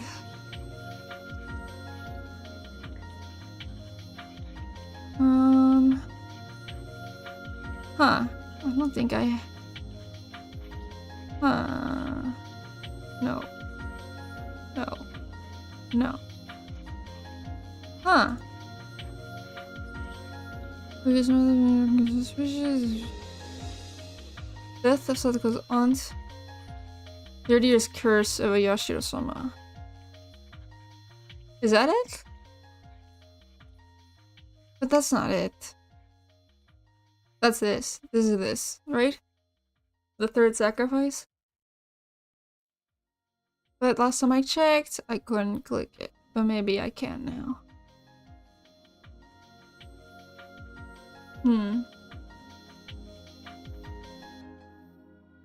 No. No. No. No, no, no. Wait, hold on a second. Satoshi Hojo, and then Hojo Satoshi. What would they do? Why would they do that? Curious. Okay, I'm gonna try this one again. Okay. Okay. What do we have? Watake's promise? No. He haven't promised anything. Satoshi's part-time job? No. Watermelon? Yes. Rigu? No. Fourth year's curse? No. Capsule? No. He? Yes. Ichiro Maebara? No. Huh. Missing something again. What goes on to know? This is the only one I can think of it being, but it's not. No. Execution order for the third year's curse. Maybe, but it's not for the third year's curse. It's an execution order. Wait, no it's not. Execution order mean they have? For the third year's curse. So the third year's curse has to happen first. Is that the same thing as the third sacrifice? It must be. And we can't get the third sacrifice yet. So much hinges on the third sacrifice. But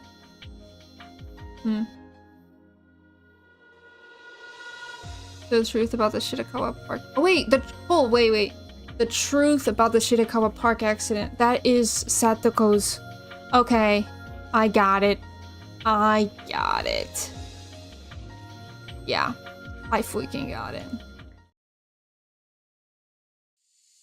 Rika's developed a high fever. Well, let's check that off the list. I know which one we're doing next. Okay. A very high fever. It's not flu season, nor a season for any type of contagious disease. I can only think of the suspicious experiments Rika has gone through. Maybe the fever is being caused by those. Her growth is rather slow compared to other children her age. Receiving mysterious shots and going through experiments every week after her body is exhausted. I've asked the staff to go easy on her. Rika herself is fearless and is willing to go through anything. My husband, who should be admonishing her for that, really believes their story, that it's crucial to the lives of over 2,000 villagers, and takes our own daughter to that clinic every week. I'm the only one who's sincerely worried about her health. So I want to ask Dr. Irie to be a little more considerate towards Rika. Anyway, I have to talk to them about taking responsibility for this. But after I called, a staff member came to pick Rika up to admit her to the clinic. As her guardian, I came with them. Please calm down. We'll make sure she'll be okay, so please wait for a while. How can I calm down? Why did she come down with such a high fever? Isn't this caused by the experiment you performed last week? Rika's just a little girl, you know. She cares about her friend, so she's doing what she can for the sick girl. I understand. There's no way our research would affect Rika-chan negatively. Besides, we're being extremely careful so that something like that won't happen. And explain this high fever. It's probably due to the change in seasons and... How could this be a simple cold? This is because of that weird shot you gave her. Dr. Irie only told me to calm down and refuse to accept responsibility. Because they don't know if it's from what they did or not. Like, what? My husband told me this is all for the sake of the village, and that's why I've held back my doubts until now. But I'm at my limit. Their existence has been suspicious from the beginning. They're conducting the research in secret, using a privacy policy as an excuse. That was shady enough on its own. It's just impossible. In fact, I called the Ministry of Health and was told that wasn't true at all. Even after I told them I'm Rika Furude's mother. The clinic even came up with stupid excuses, saying normal workers don't know of a special institute like theirs. That doesn't make sense at all. It's much, much too suspicious. Also, there are people who don't appear to be researchers working at this institute. They look like security guards, but they seem so different from normal guards at a normal hospital. In fact, one time I accidentally saw that they were armed with guns. Sorry, hold on. My cat is... Hey! What are you doing? Get out of there.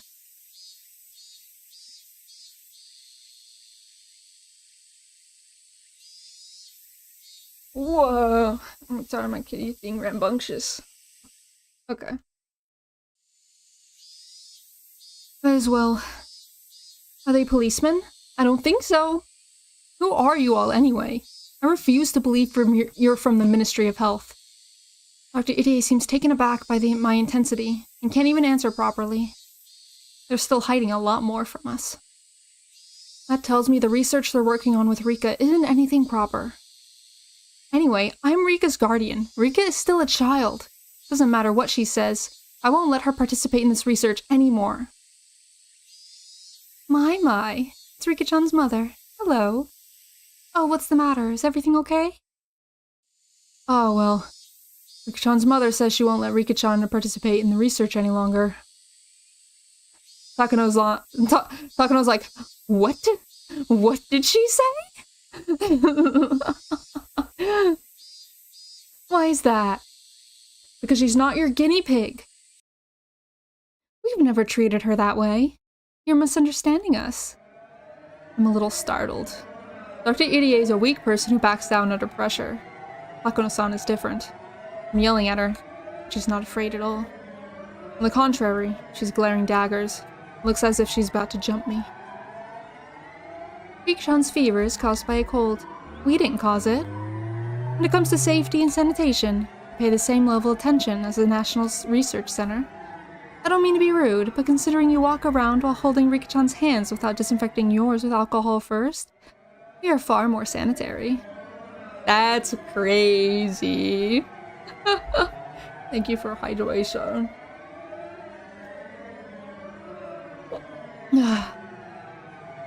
We're not talking about that. Anyhow, Rika isn't your toy. She'll never come back here again. You can't decide that by yourself. You and your husband both signed the statement of consent, didn't you? We have been depositing money that's by no means a small amount into your account every single month for her cooperation in the research. What? I know nothing about any money. I've never even heard of that before.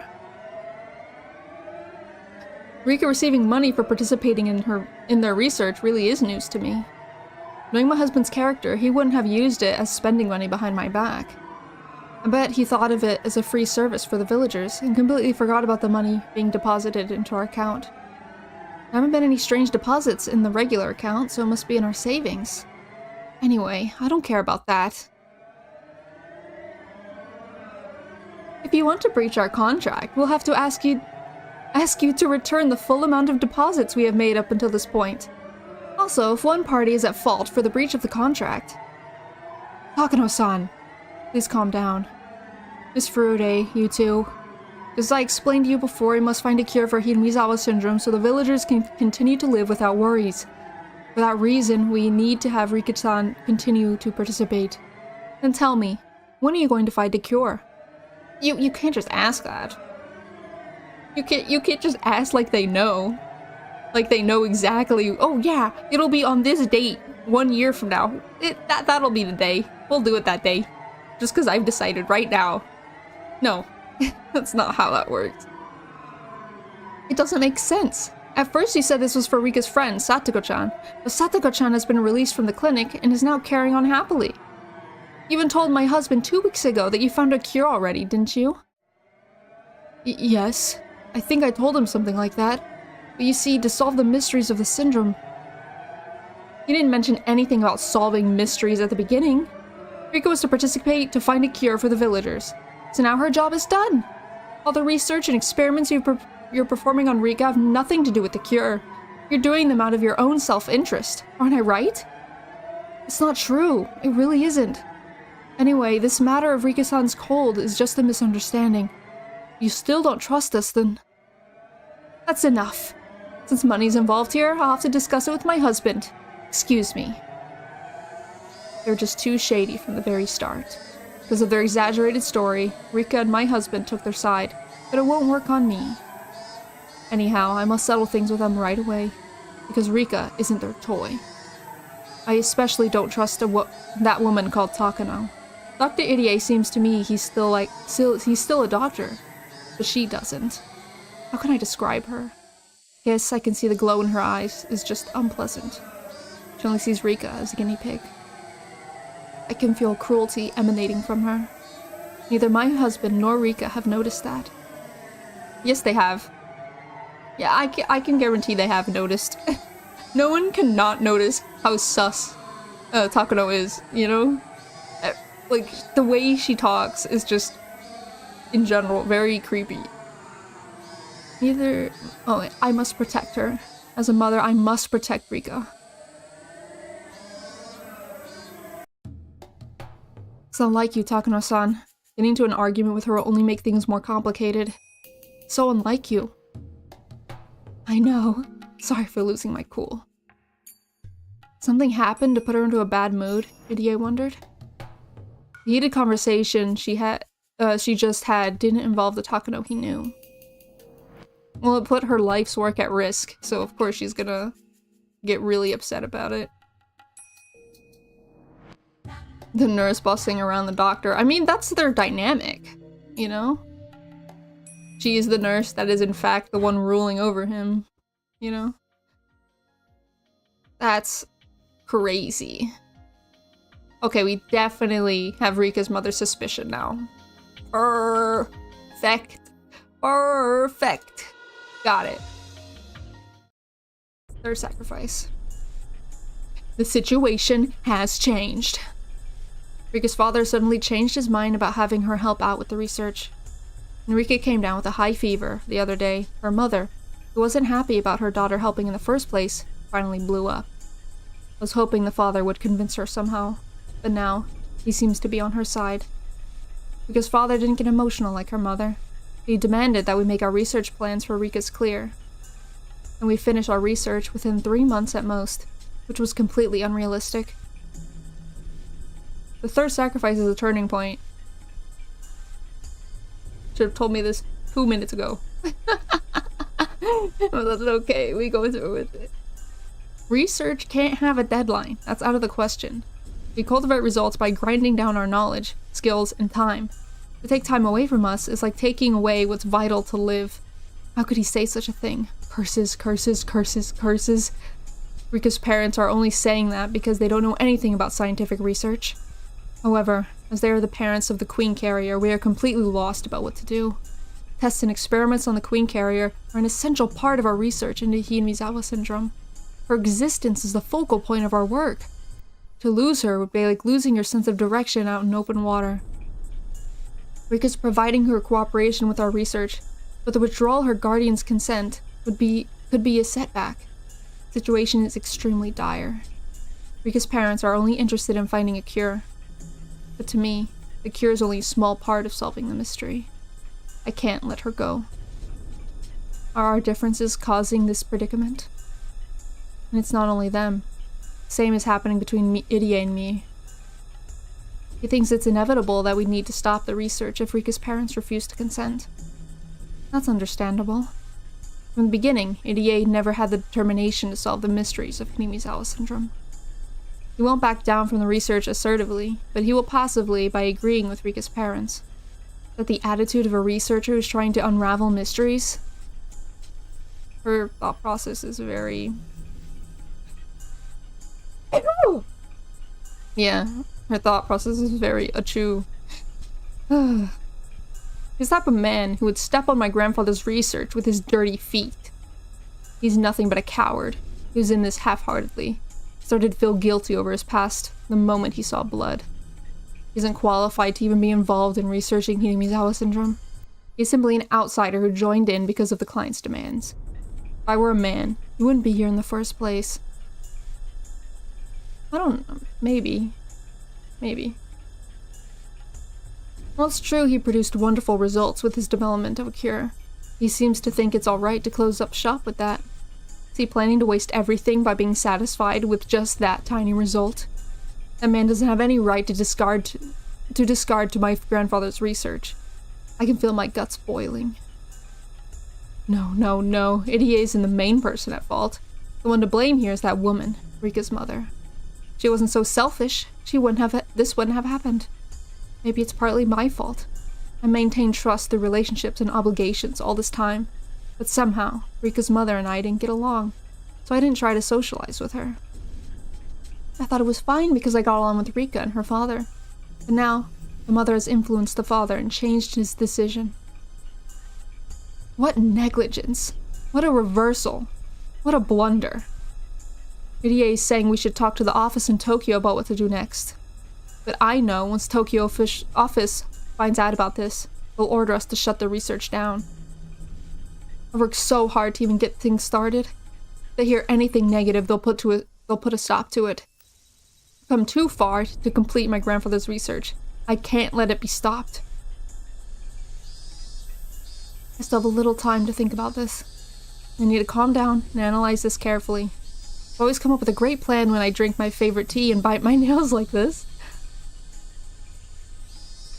I looked up at the ceiling and closed my eyes, as tenderly as possible. There were times where I couldn't find a solution, but someone else came up with a simple one. I've been able to overcome everything that's been thrown at me. I even endured the hell at that orphanage. So I'll never let that woman get in my way. Settle your thoughts down. Think about this clearly. Be calm, Mio Takano. Someone else may come up with a better idea. But who? It's not me. Can't be Irie. Of course, nobody from the village will do. Do I talk to someone in Tokyo? Oh, frick. Does she talk to Rika? And Rika's like, hey, you could just kill him. No. No, I can't. I don't want to owe anyone a favor. Even Koizumi-sensei would be disgusted if he finds out I can't solve such a simple matter by myself. Ah, I know.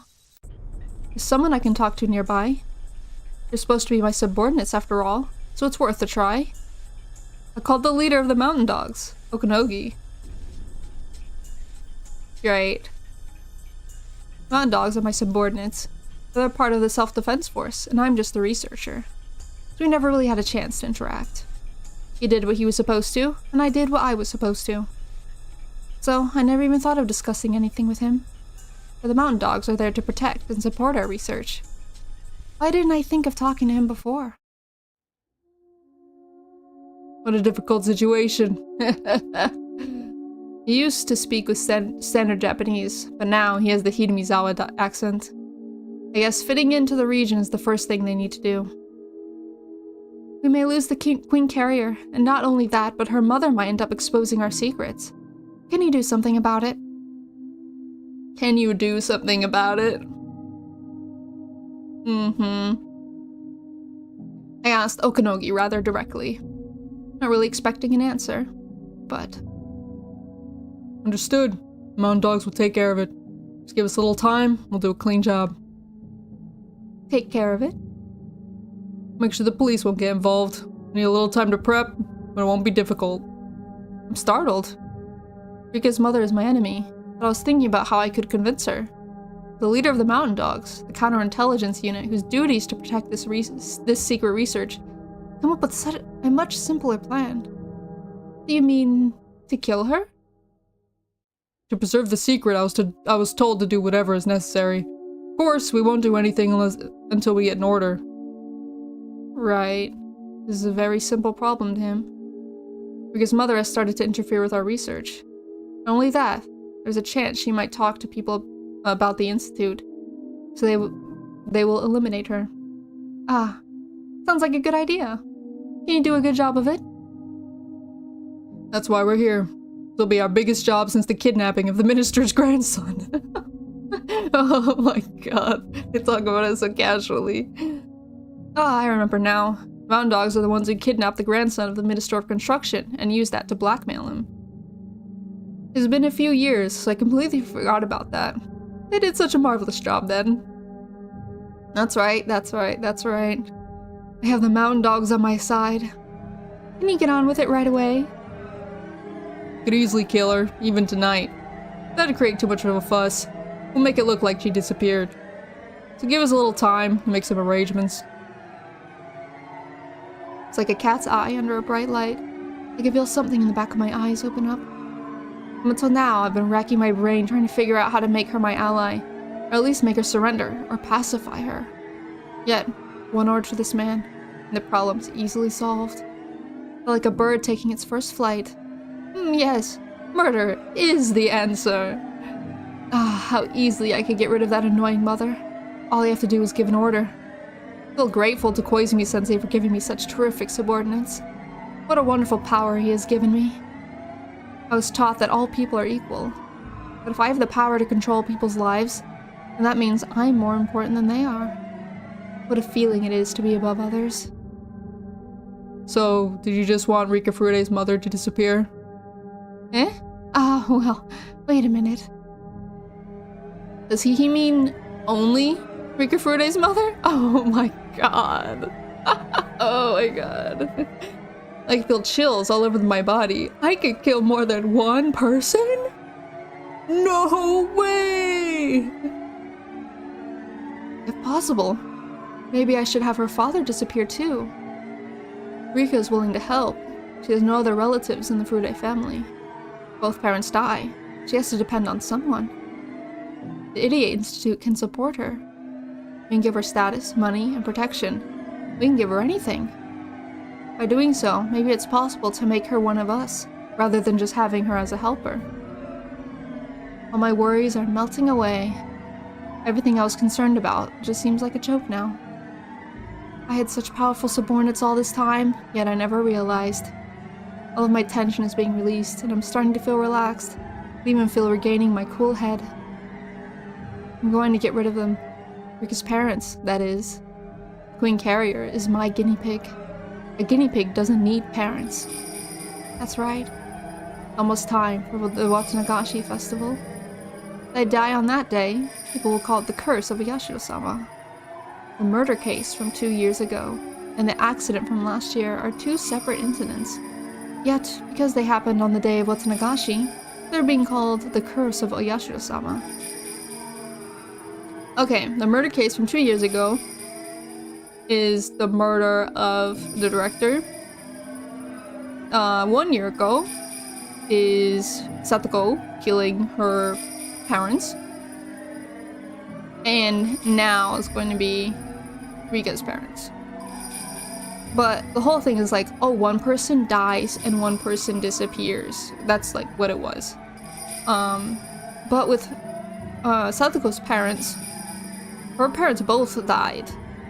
One of them didn't disappear, right? Then if her parents' death occur on this year's Watanagashi, it'll be the Yashiro-sama's first 3 years in a row. The miracle of a Yashiro-sama. Also, the curse. I'm going to create them.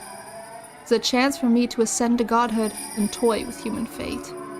The incidents that occurred 2 years in a row are said to be a curse, but not everyone believes that. However, if it happens 3 years in a row, then everyone has to believe. Because that'll be a true curse that's created by me. I'll become Oyashiro-sama. My desire for revenge against God is coming together. Making her disappear, isn't that fun, is it? When I started to laugh, Okanogi grinned to show his interest. We're going to create the curse of Yashiro-sama. I can't just let her die.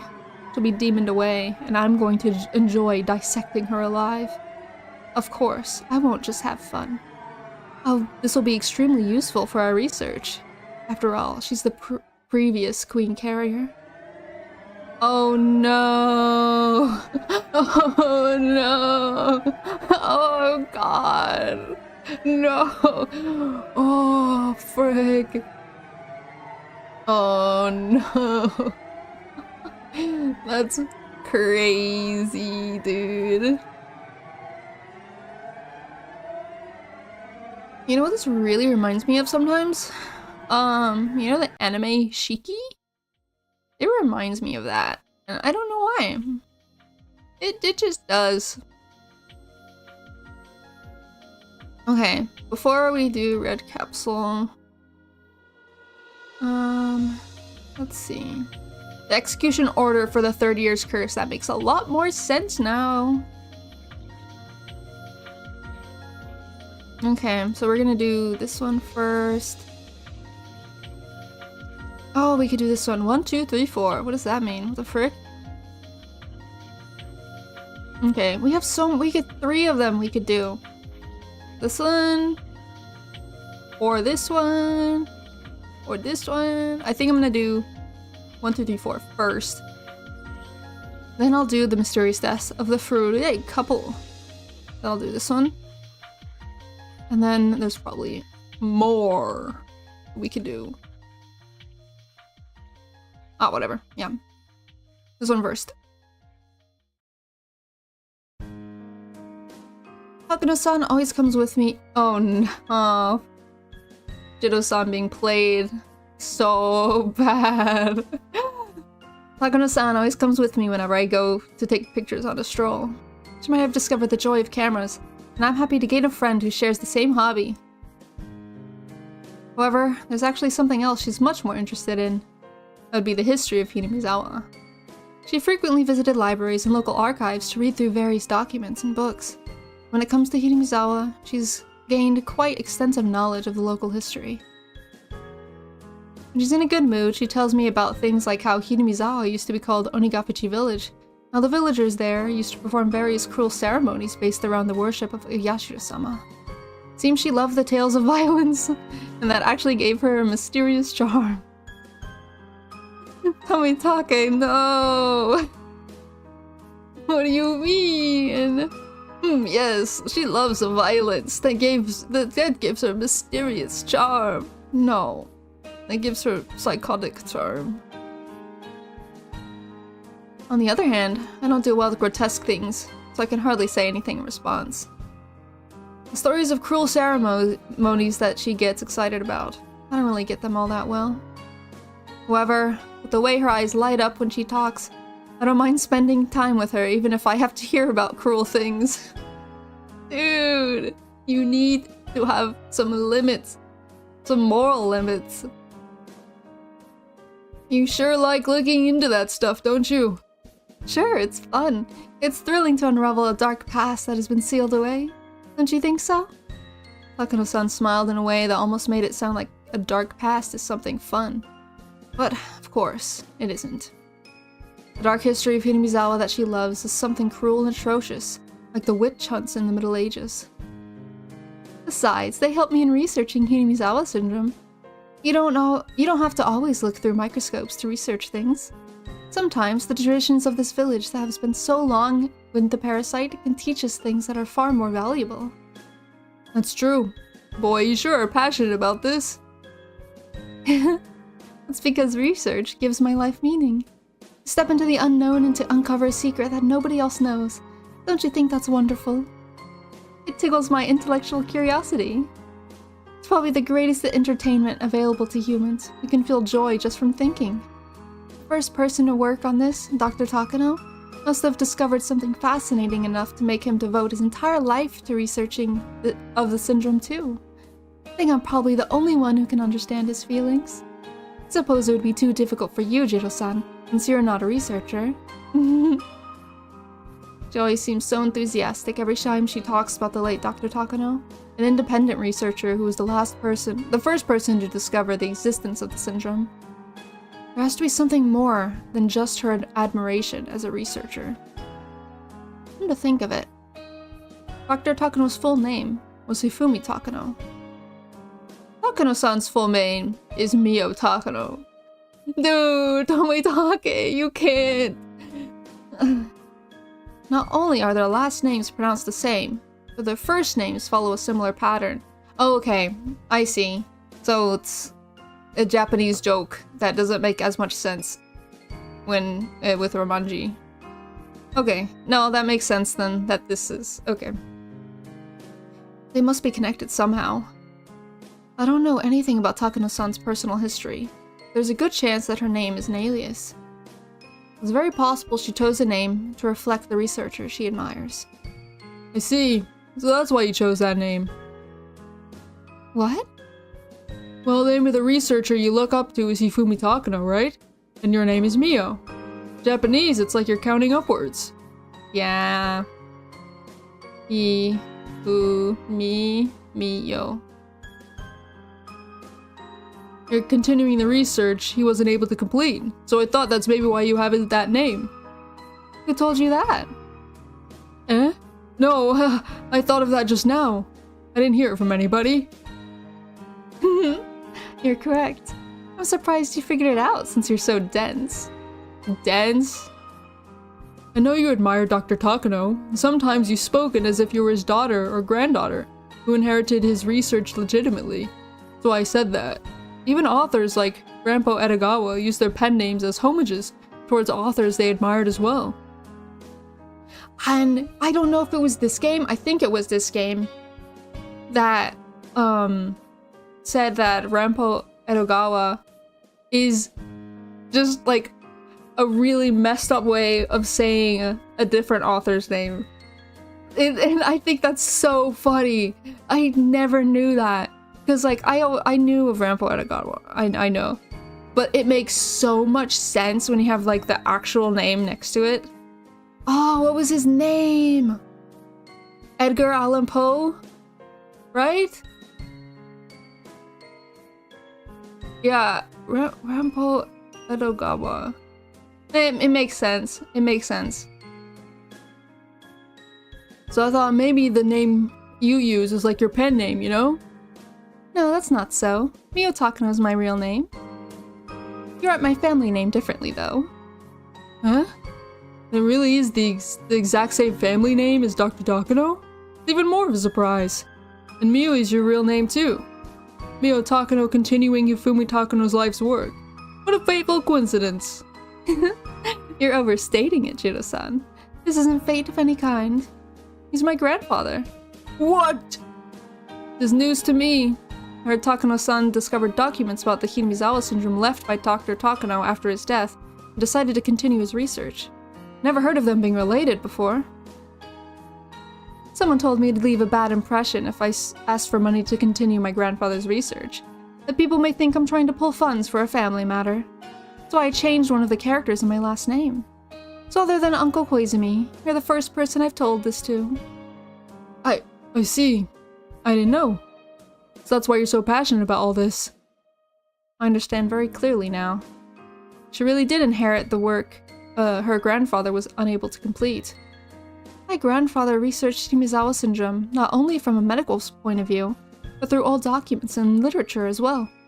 Looking through the old stories of a village that has been living with the syndrome for hundreds of years can be far more valuable than looking through microscopes that magnify things hundreds of times. My grandfather taught me that. I see. So your grandfather is happy you're finishing the work he couldn't, but he's really proud of you. I hope so. I said something Takano-san would normally tease me about, but she didn't. She nodded and smiled. There's no mistake. She's indeed the granddaughter of Dr. Takano. My grandfather is Hifumi, which means 1, 2, 3. And I'm Mio, which means 3, 4. Following after my grandfather, we have only counted the 3 together. And counted the 4 after my grandfather. We must reach the 5 that neither me nor my grandfather has seen yet. This is my duty and the reason I was born. So that's why your name is Mio, huh? I think that's a beautiful name. Thank you. But please keep the granddaughter issue to yourself. My clients don't even know, and I don't want any unnecessary problems from them finding out. Sure, okay. This is a secret between you and me, huh? Although it's only a small secret, it feels good to think that I'm the only one who knows about it. I've only counted to 3. I haven't even reached 4 yet. The path before me is long and rough, but I'll do it. I'll expose the secrets of Hinamizawa syndrome. I'll support you. This is my job in the first place, isn't it? Jeez, you sound pretty cool if you didn't tack on things like that. You only needed to say that you'll support me, you know? Okay, I'll support you. It's too late. You're not cool if you can't get it right the first time. We laughed cheerfully together. After we finished laughing, she became serious again and spoke as if to drive the point home. So remember, Judo-san, don't tell anybody that I'm his granddaughter, okay? Okay, I promise. It's not a bad thing. I don't want the clients to cut our funding because of that. I don't think they will. Besides, I won't tell a soul. Are you sure? Are you really, really sure? This research is the entire purpose of my life. My mission is to complete my grandfather's work, to prove that his trampled research is actually something amazing that will shock the world, to make everyone praise my grandfather who's perishing away under the earth, eventually having him ascend as a god. That's the meaning and purpose of my life. Jiro-san, if you say something that creates a problem for my research? Don't worry, I'll forget everything you told me here. Really, I mean it. I won't say anything. I promise. I won't say anything. Are you sure, Jiro-san? I sensed something frightening within her for a moment, afraid that she would end up possessed by it. I swore to keep the promise. Her intellectual curiosity as a researcher and her conviction to complete her grandfather's work are what stirs her passion for researching Hinamizawa syndrome. I think there's one more reason, but it's far too deep, and it's within a wound in her heart that someone like me should never touch. But earlier, she said, "You create problems for my research." I wonder what she wanted to say after that. Can't help thinking she wanted to say something terrifyingly merciless. I kept my promise with her, and we never talked about the issue again after that. And considering what we just read a while ago, like 10 minutes ago, about ordering Rika's parents to death, this hits. Like, okay. Are you really sure? Holds knife behind my back. Are you really, really sure? Oh my god. Oh wait, wasn't there a hint about his promise? Yes, Jiro Tomitake's promise. Oh! We've got it. We've got it now. I want to do all these ones last because I want to get the boring ones out of the way. It's not boring. It's not boring. But, you know, more boring compared to people dying, which is not boring, you know? So I think I'll do this one, which will probably lead me to doing this one. But I don't know what this one holds. So we'll do this and see what happens. Oh, yeah. It happened so suddenly. Uncle Koizumi passed away. Never heard he was ill or wasn't feeling well. His chest started to hurt suddenly, and he couldn't sleep. Called an ambulance for the first time in his life because he didn't think he could endure the pain. He was taken into emergency care, but he didn't live to see the morning. And it was acute myocardial infarction. A heart attack. But maybe it was the best possible way to go. Instead of being in bed for many years, slowly dilapidating and withering away, he was healthy until his death. So I think he must have lived a wonderful life. But still, it was too sudden. Wish I had called him Uncle more. It was too late, though. Uncle Koizumi would never smile at me again with his old, wrinkly face. I don't know how many times I called for him. He was my guardian until now. He always looked after me, making sure my efforts received proper recognition. Maybe he only did that because he couldn't help my grandfather when he was alive. But still, he was an important person to me. It wasn't just my political backing. But I didn't realize that when he was alive. I only thought of using his power for my own agenda. But after he died, I realized. Uncle Koizumi was my grandpa too. Provided the warmth and protection that I longed for from my own grandfather. At his funeral, I shed tears that I thought I forgot how to. Uncle, thank you for everything. I should have called you Uncle more, huh? Oh. No matter how many times I called to him, he would never reply. What I can do for him at this point is complete my research. I must accomplish my goal for his sake. When my grandfather's research is finally acknowledged, Uncle Koizumi's name will be known once again for being the sole supporter of his endeavor. I believe that's the best way to repay him for everything he has done. I vow to devote myself to my work even more from this day on. But, fortunately, hardships and sadness tend to come together. It was like The tailwind that blew steadily until today suddenly became a headwind. The wind shifted far too suddenly. So strong, so cold, so sad. What? What are you talking about, Jiro-san? Well, you know that Koizumi-sensei was the main political sponsor for the Irie Institute, right? He had trouble getting approval from the related agencies, but Koizumi-sensei uses political weight to force it through.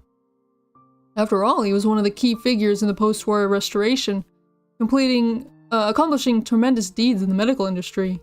Held a huge influence in politics and industry.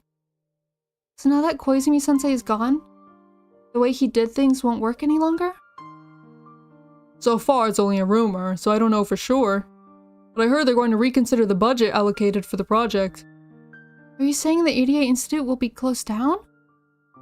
No, I haven't heard anything about them reconsidering the institute. But since Koizumi-sensei's death, the rumors say that there's a great deal of confusion among the old guard and their factions, as well as the civil strife within the party around finding his successor. Seems the opposing factions are gaining influence in the human resources of our client, so they may begin to dig deep into the holy treasure chest that is the Koizumi faction held to fund their project. Of course, this is all too complicated for me to explain that well. Besides, these might just be rumors. Jiro-san kept saying there were rumors, but that told me the wind's direction has changed. Or maybe Jiro-san already knows everything, and he's simply trying to warn me about it. And then, at our next routine audit, Jiro-san made it clear with his own mouth. High-ranking government officials who had never come here before attended the routine audit along with Jiro-san. Just by seeing those faces, you can tell the turning point is approaching. As you know, the Alphabet Project was created to strengthen post-war Japan's presence in the world with the view of developing deterrent weaponry. However, the 21st century is now just around the corner. In this day and age, we must put the past behind us and start looking forward to a new world. He meant exactly what he said.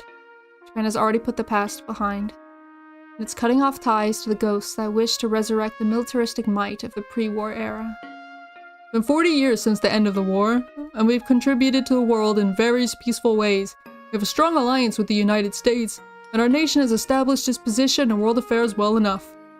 We have kept our promise to forever renounce war and nuclear weapons, and we are known as a nation of peace.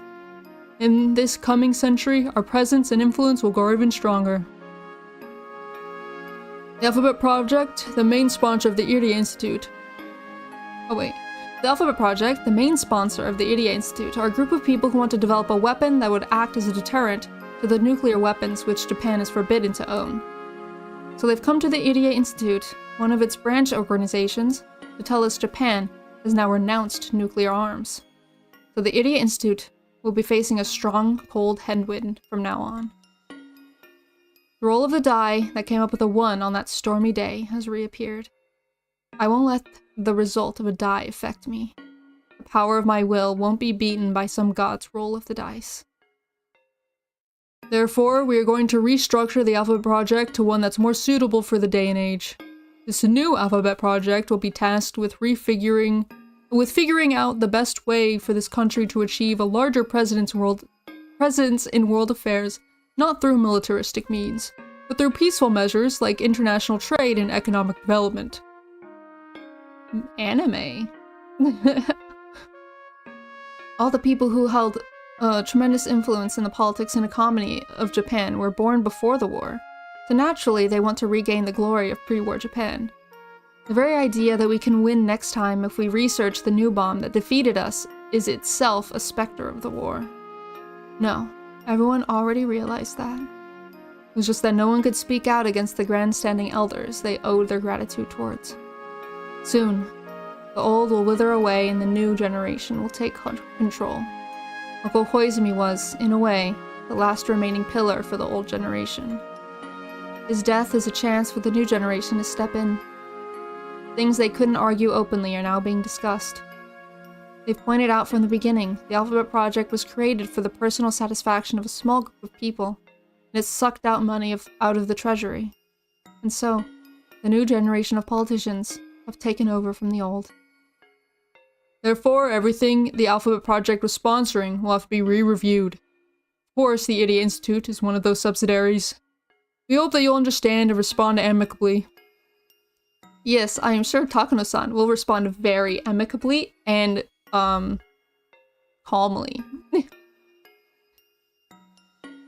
I understand. We can't do research without our sponsors, after all. We'll give you our full cooperation.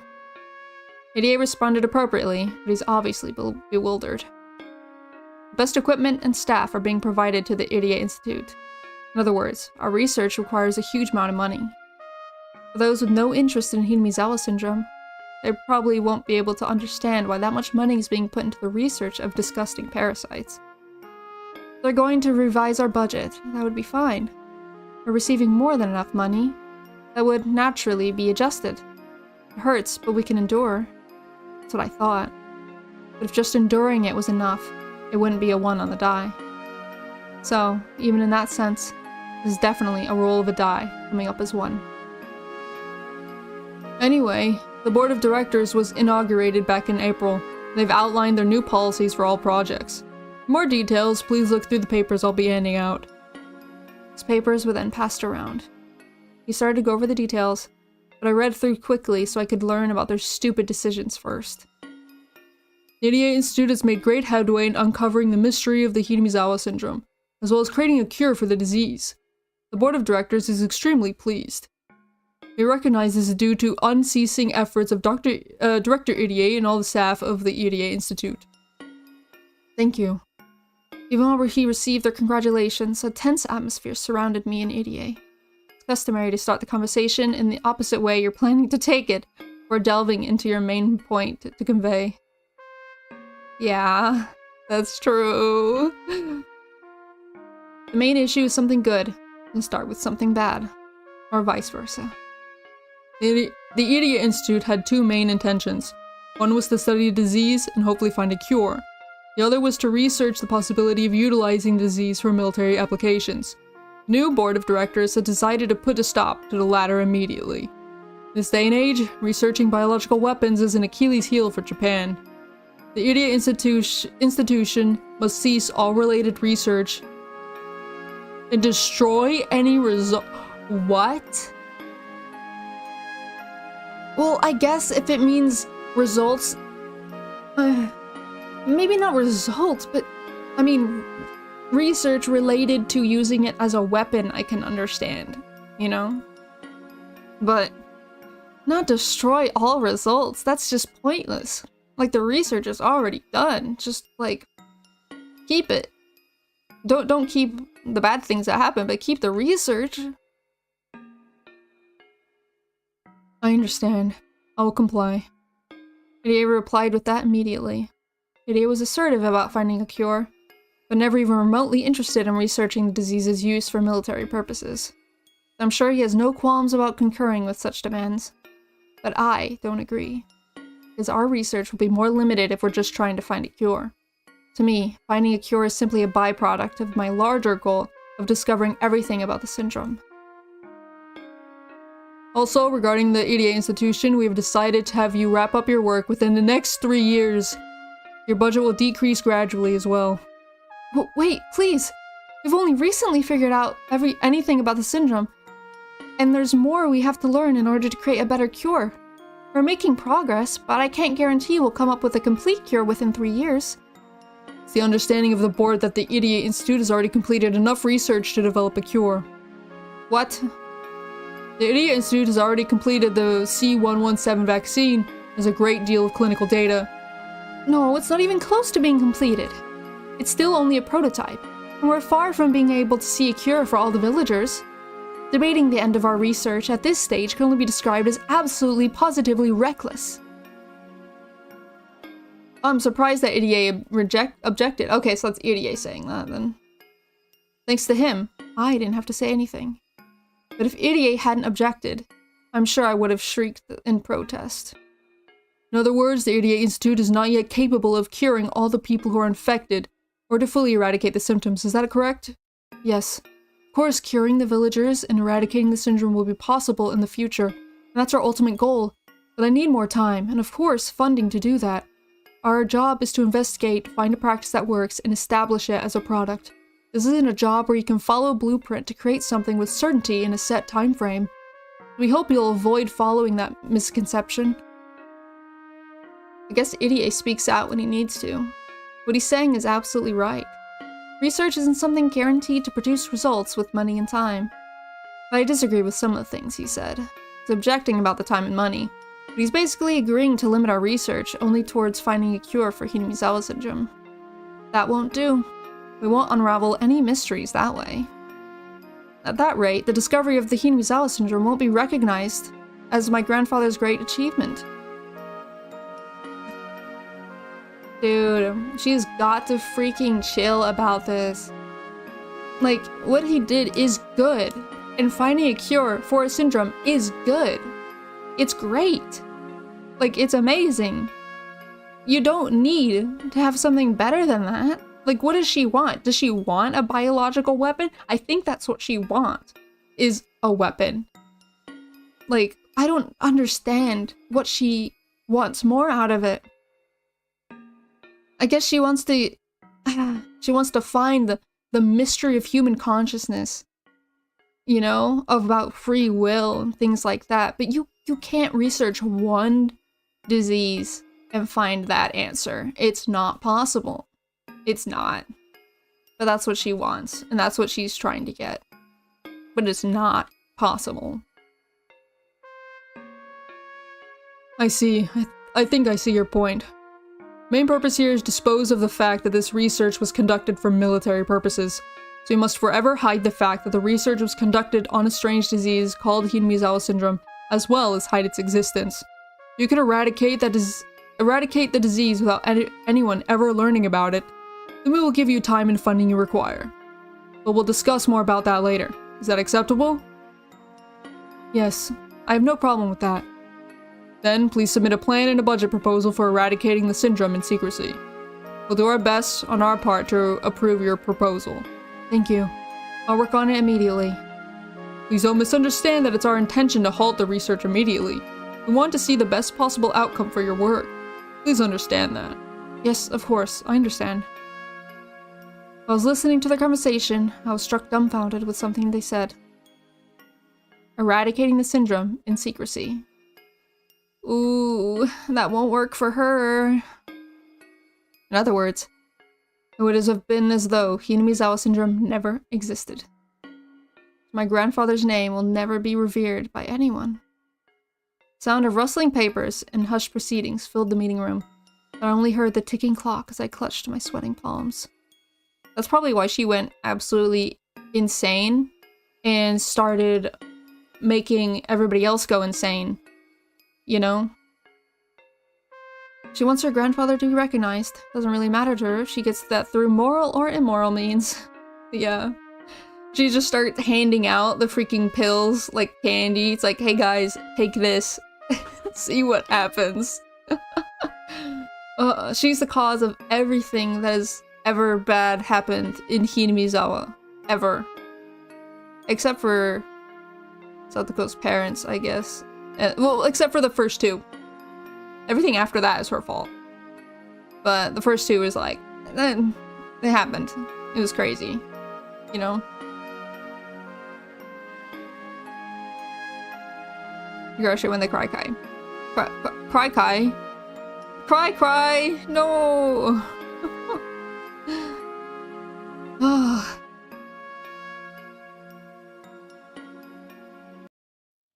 Alright. Oh, look at this. Guys, we're clearing the freaking board! Look at this! Oh my god, this is awesome! This is so good. Oh, I've been going almost 3 hours, but I don't want to stop. I need to know more. I need to know more! Okay. I want to get the broken ones out of the way, honestly. But we could do, no. This one. Disappointment. Completion of the medicine C117. That's the vaccine? Which is something we haven't heard about. I wonder what is the best order to do these in, because it feels like there's two storylines kind of happening. One on the research side with Takano, and then one with the happenings of the syndrome itself. Like two storylines. One is Takano's and one is Irie's. It's like two sides of the same coin type.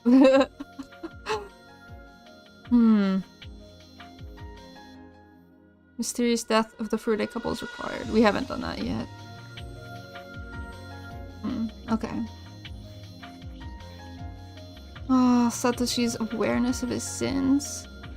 Formation of a club. I can't wait to get back to my gang, my girlies and my boy. Girlies plus boy.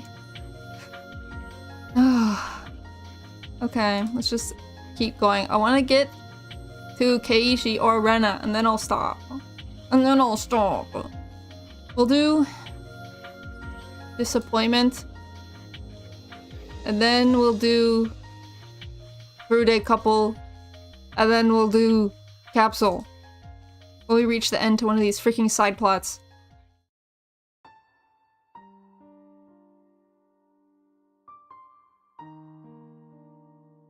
Maybe we should wrap up for now.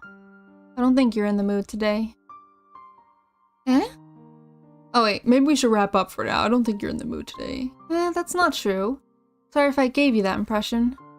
Takano-san has been looking through the viewfinder, but I haven't seen her push the shutter at all.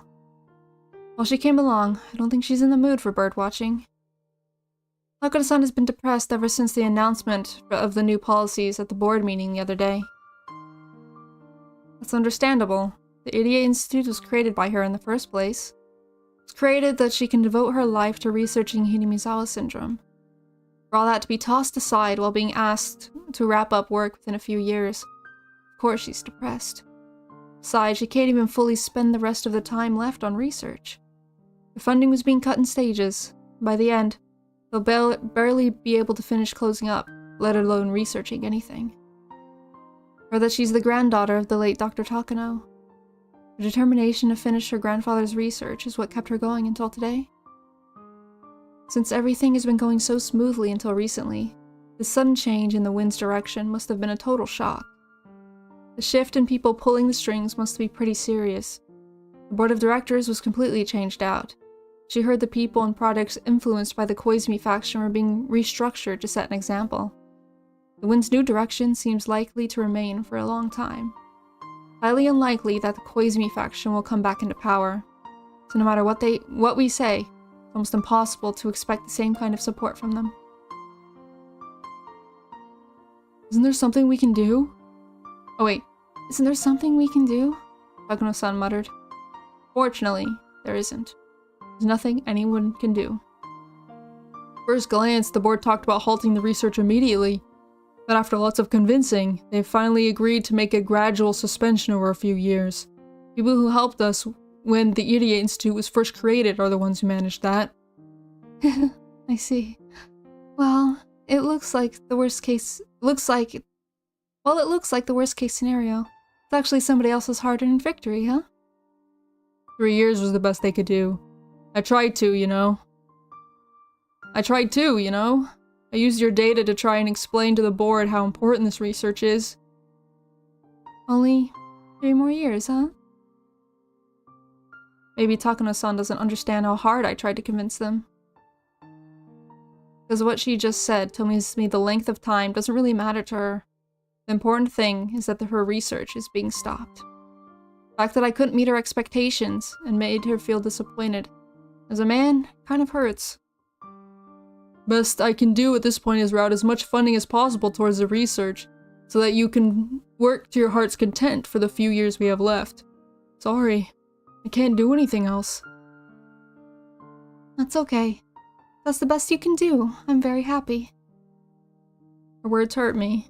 I wish she'd chosen different ones. But I think that would have been asking too much from someone so heartbroken.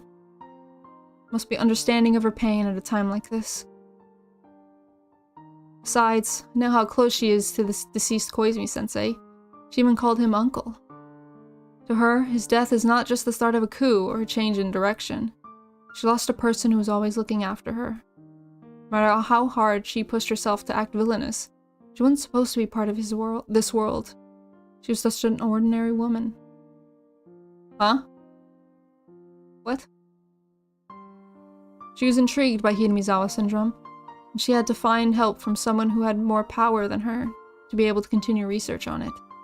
The dark side of the world she should have never gotten involved in, extended its hands out to her. She was left all by herself in that world. She's trying to put on a brave face. Sure, Takano-san thinks I'm unreliable. Realistically, I'm not that kind of person who can meet her expectations, nor do I have the power to. The least I can do for her is stay sincere and remain her ally until the very end. Then she has so much room to act. It's harder for her to determine what actions to take when she's cornered. I wanted to believe she wouldn't, but I'm concerned that she might do something drastic. That's really funny. I'm concerned that she might do something drastic. You should be. That is a very valid thing to feel, actually. That is the most correct he's ever been on anything. Oh god. I hope I can be of help to her in that very final moment before she makes her move. But I can't even gain enough trust from her to do that. How pitiful and pathetic. Of course, part of it is, as a man, I want her to rely on me. Could you, like, not say that? As a man? What? But that's not really it.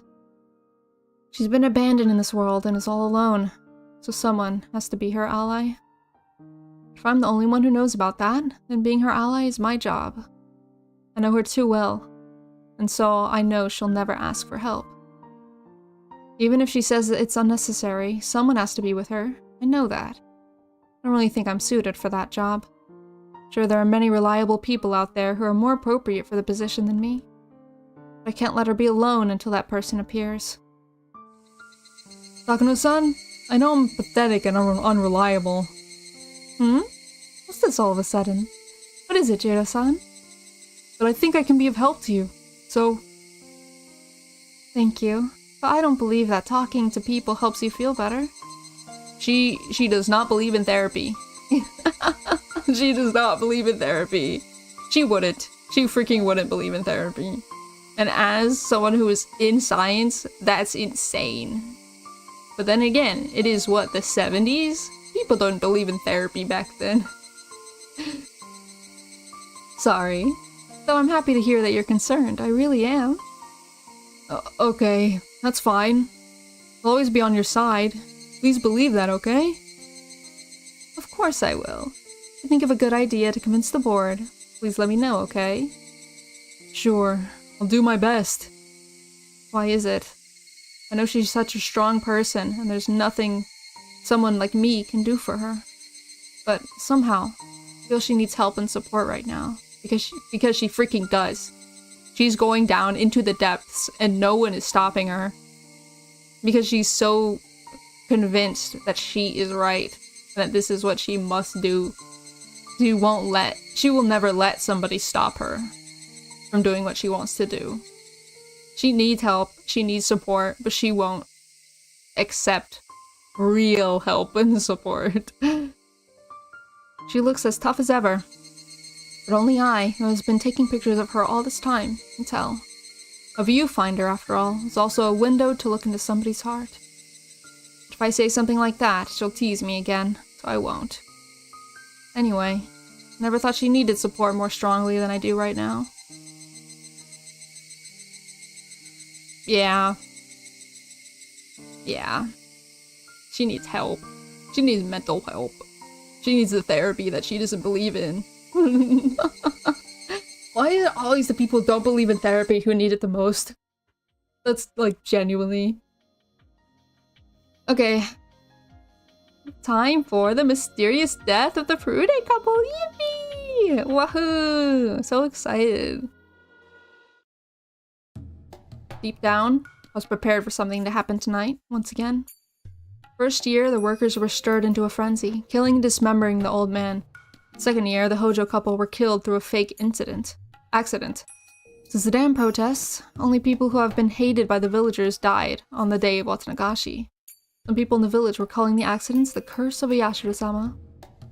Now that the dam protests are over, there would be no meaning in the village's enemies being killed on the night of the festival, I thought. That was true. Then there were still some enemies left over. Thought that perhaps that would happen again on the night of the festival 3 years in a row. My hunch was right. At first, however, it looked so natural that I didn't think anything of it. Hold on, is this Oishi talking? Festival's nearing its end, and the village officials were gathered under the main tent. They opened their beers and enjoyed the leftover corn and braised cow tripe from the refreshment stands. I was in the main tent too, being entertained by the villagers. So I was naturally there at the scene of the 3rd year's incident when it happened. Yet I didn't notice anything at the beginning. Hey, Furude-san, what's the matter? Are you feeling sick? Most of the older folks in the village are heavy drinkers, but a few were lightweights too. Priest was one of the latter. Priest was representative as well as a host during the Watsunagashi festival. So every time visitors and guests arrived, he greeted them, and each time he was offered a drink. Oh god. So by the night's end, he was pretty worn out. So I didn't think anything of it to see the priest sitting by himself in a folding chair. The mayor, Kimiyoshi, was the one to tap his shoulder and ask him if he was alright. You okay? Haha, you drank too much, didn't you? Does your chest hurt?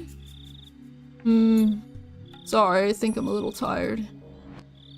Don't you have heart trouble before? Being sudden pains isn't a good sign. Dr. Irie! Dr. Irie! What's wrong? Is it your chest? It's not good. I saw what was going on. Noticed he was covered in a terrible sweat. He was definitely not relaxing in his chair and enjoying the cool evening breeze. His face had a sickly pallor, and I thought he should lie down immediately. I should probably take you to the clinic. Are you okay? Can you hold on to my shoulder? Hey, somebody help! Priest doesn't feel well. What's wrong with my husband? Dear, are you alright? Takano-san, perfect timing. Priest doesn't feel well, so I'm going to take him to the clinic. Do you please have the car come around here? Sure, no problem. Sure, no problem. Drives the most recklessly she has ever drove. Oh, poor guy. So the priest and his wife headed to the clinic with Dr. Irie. I don't know about young people, but the elderly know their own bodies well. They almost never push themselves to the point where they start feeling ill. Especially someone like the priest. It's hard to imagine him drinking himself sick. Cumulative experience of my years was telling me something. I headed to the Irie clinic just in case. Tried to follow their car. Because of the festival was almost over and all the stands were closing up, there's a lot of traffic going in and out, making it almost impossible for me to leave the temporary parking lot. More than 20 minutes had passed since the priest was carried in by the time I arrived at the clinic. 20 minutes. If it hadn't taken me 20 minutes, my involvement in this year's incident would have been quite different. I regretted not leaving on foot the moment I realized how hard it was to get my car out. All I had to do now was jot down the facts. Aw, he died by the time he got there. Because between the time the priest left the festival and the time I arrived at the clinic, during those 20 minutes, this year's curse had taken place. The priest's condition changed for the worst right when he arrived at the clinic. He died. The autopsy results say it was heart failure. But how can I accept that? I don't think the priest was having health problems, and everyone was taken by surprise by this sudden event. Moreover, the wife of the priest disappeared too.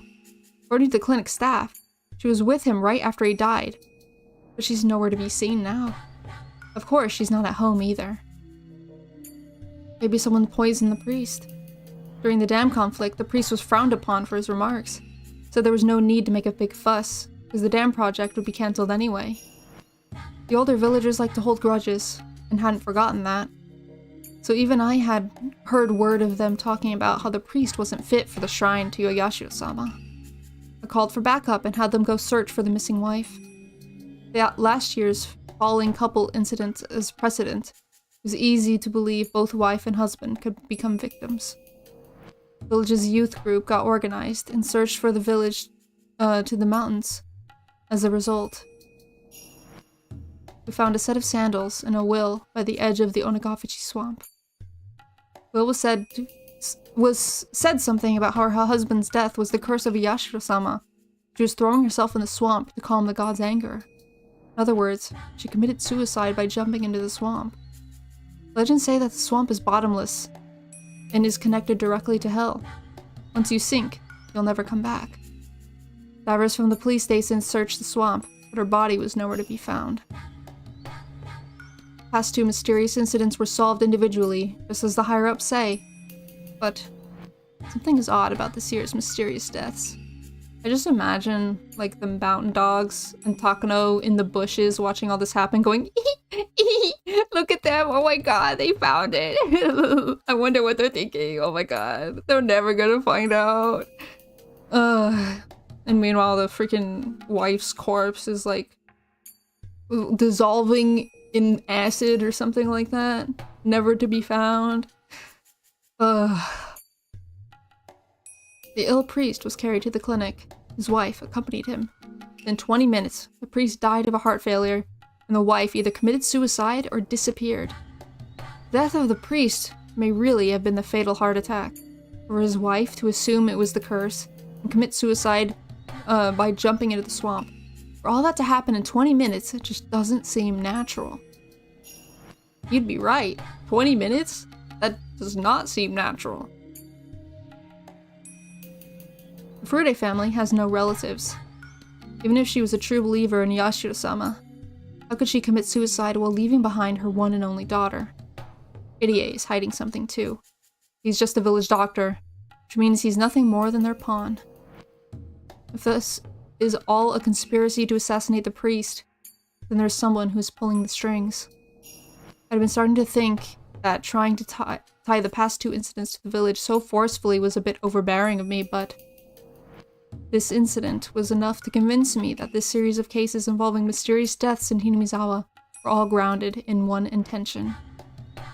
This incident has countless numbers of discrepancies, but someone from the village seems to be putting pressure on high command. And just like the past incidents, this one will be treated as an individual case and end up being forgotten. As it happened 3 years in a row, everyone in the village will say it's the curse of Yashiro-sama. I think that's the culprit's goal. After the war, belief in Yashiro-sama became antiquated. Someone committing these murders as a ritual to restore that god's dignity? The one pulling the strings must be the Sonozaki family. It's a family, but it's not the one you think it is. Takano and Sonozaki don't really have much in common, like, word-wise, so he's not really close at all. He's not close at all. A few months passed. Odio Sonozaki said something like, "It was natural for the priest to be cursed by Yashiro-sama." So the priest's case was lumped together with the mysterious Hinamizawa deaths, otherwise known as Oyashiro-sama's curse. At first, I simply wanted to avenge the old man.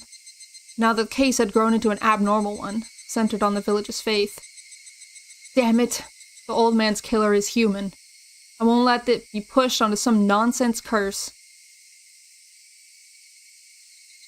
I really wonder how Ryukishi planned all this out. Like, it's so meticulous. Everything is planned to a freaking T. Everything works together. Like, how did he think of this? I cannot. Bro, the Sonozaki's dead. I know. Dude, you gotta believe me. The Sonozakis. Oh my god. Okay. Right. Next is ZA, the capsule. 3rd year's curse of Yashiro-sama is required, which we just did. And the 3rd year's curse is parents. 4th year's curse is the aunt. 5th year's curse, Keiichi. comes to town and whatever happens, happens. The repetitious year. I think this is a good stopping point. Because we do a red capsule, and then Rena shows up. Okay, no, we'll do one more. We'll do one more. We do one more. We do a red capsule, and then Rena shows up, so Rena will be a good start for next time. Maybe we can finish it next time? Haha, maybe? We'll see. We'll do a red capsule now, though.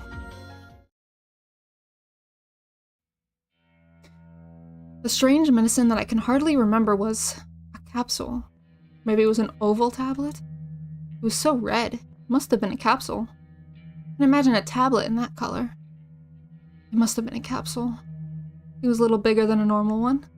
I think? Can't remember. Although I can hardly remember. If I see that medicine again, it'll refresh my memory. Oh my god, is this, oh my god. Is this Rika's mom? Oh my god. That medicine strips away humanity. Takes away human soul, memory, emotion. It numbs the human body. There are no thoughts, no interests, no will to stay awake or asleep. No sense of time. Sometimes a second can feel like eternity. Other times, I can almost see an hour hand move. Either way, there's no emotion involved. I can't feel any emotion. The medicine only lets me stay in bed and look up at the ceiling. Only the people who have taken it can understand this misery. What's more scary is that, while I'm on the medication, I don't realize how scary it is. I'm given the medication daily, and I keep losing all my senses.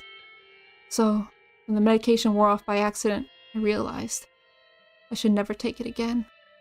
That's right. This isn't medicine that will heal me. It's just going to kill me slowly. If I continued to take this medication, I probably wouldn't be able to tell if I was dead or alive.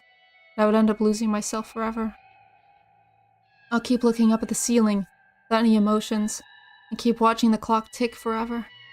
If I take the medication again, I'll lose all the senses I finally regained. I may never be able to bring myself back again. Since the day I realized that, I've been pretending to take the medicine, but throwing it away instead. If your doctor prescribes medication, you have to finish taking it, even if your symptoms are gone. I can hear my mother's voice. Because it's true.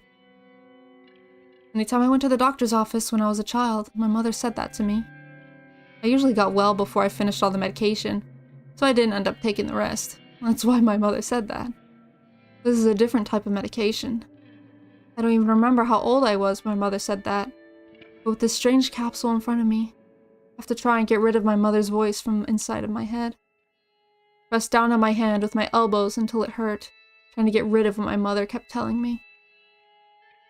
Right. As my head clears, I start to remember the ugly side of my mother. My mother betrayed her family. She betrayed me and my father, who waited for her at home with dinner on the table. She told us she was busy with work, but she was having an affair. That was bad enough, but she asked my father for a divorce after he took such good care of her for so many years. There's something else I can't forgive her for. She invited only me to meet with her new family. Not my father, just me. My father and I are family. Family means being together. And my mother tried to destroy the bond between my father and me. Not only had she destroyed her bond with him, she had tried to destroy my bond with him too. And I remember, it makes me feel angry and hateful, and I can't forgive her. Back of my eyes started to hurt, and I could feel the hatred on my face. That overflowing animosity is aimed not only my mother, but also the man she had an affair with. The man she had an affair with. Uncle Akihito. I didn't like him teasing me, but he gave me an allowance and tried to have fun with me. I liked him very much, but his niceness was all calculated. Wait a second. Wait a second? Wait a second. Is this Rena? This has to be Rena. He wanted to destroy the family bonds between my mother, my father, and me. So I shouldn't have said I liked him very much. That's right. Starting to remember and understand. I now know my true enemy. It was his fault my mother started to have an affair. My mother was a very good mother. He was the one who made her a bad one. So he's the one who deserves the blame. When was the first time I met him? I think it was the time when my mother and I went out and had lunch at a restaurant. She introduced him as one of her colleagues from work. At that time, I think about that first meeting. I felt something wasn't right with the way my mother acted around him. That's right, I did. I did think something was wrong. It didn't feel right. Wish I'd trusted my instincts then. So fooled to think he was just a nice person just because he gave me a strawberry from his piece of cake. It was not my father's fault. Because I bet he never met Uncle Akihito. But I have. Met him many times. There were a lot of chances to realize he was my enemy. If I had a strong enough will to protect my happiness, I could have noticed that. I can't forget how my father looked on that day. My father, who was so nice and gentle, grabbed his knees so tightly and cried so hard. He asked me if I knew Uncle Akihito. I answered yes. And he slaps me in the face. When he slapped me, I finally realized how stupid I was for being taken in by him. That's right. It was my fault. I destroyed the happiness I had hoped to last forever with my own hands. If I hadn't been that stupid, my father wouldn't have had to cry like that, and my mother would have stayed good. No. If I wasn't that stupid, it was my fault. I can't forgive my mother and Uncle Akihito. Even when I hate him this much, I still call him Uncle, and I can't forgive myself for that. It was my fault. Everything was my fault. I was too stupid and foolish, and that's why this happened. I hate her. I'm sad. I'm frustrated. Can't stop being angry. If my mother ever came back to this house, I would rip her apart with my hands. But she never came back. My anger turned towards everything that my mother left in this house. I destroyed every relic my mother left behind, one after another. I threw and smashed everything. But that still didn't calm me down. Even after I turned this whole house upside down, I still couldn't calm my anger. Where does my anger gather?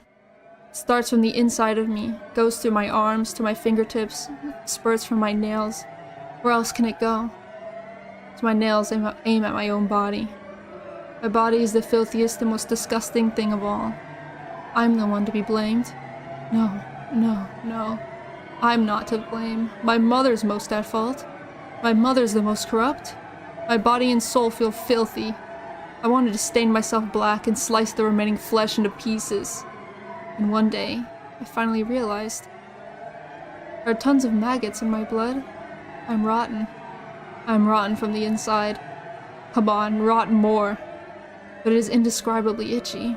It is itchy, itchy, itchy, itchy. I stabbed my thigh with a razor blade in the bathroom.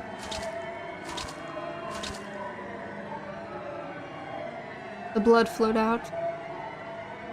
Reddish black maggots spilled out. I forced myself to open my blood vessels with my thumbs. The maggots spilled out. Squirm, squirm, squirm, squirm, squirm, squirm, squirm. So many maggots spilled out from my left thigh. My right thigh must have the same amount of maggots in its blood vessels. Maybe my calves too. My arms, abdomen, chest. No. How many maggots are there in my blood vessels in my neck? Strangely, although I've become rather insane, there's still part of me that is calm. If I keep ripping myself apart like this, I'll end up dead. But everything is my fault, and I'm the one to be blamed. Even if I blame my mother, the only way I can disgrace her is with my own body. Oh, I get it now. It's the best means for quelling my anger. I feel like I'm thinking incredibly rationally now. In order to forgive myself, I need someone else to blame. It has to be somebody else's fault, when no such person exists. No matter how much I think about it, or how I twist the logic, my own body is the only outlet to vent this anger.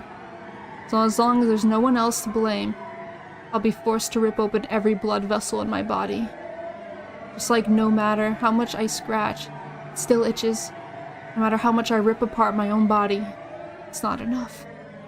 The blood is all over the bathroom, and I'm sure it makes for quite the gruesome scene. Though I'm trying to stay calm, I can't ignore the sharp pain that runs through my body. Maybe because I've lost so much blood, or maybe because I'm naked in the bathroom, I feel freezing cold. Probably a combination. My whole body is throbbing and my heart is beating so fast. I'm cold and hot at the same time. I'm also sad, angry, and in pain. I want to find something that lets me forgive myself. Oh, Yashiro-sama, hello? Then it came. Came in a heavenly light. It was mysterious and unreal, something out of this world. It apologized. It kept apologizing. Why is it apologizing? You apologize when you're at fault. So this thing I just met for the first time was admitting to wronging me. That means I'm not at fault. It's at fault, not me.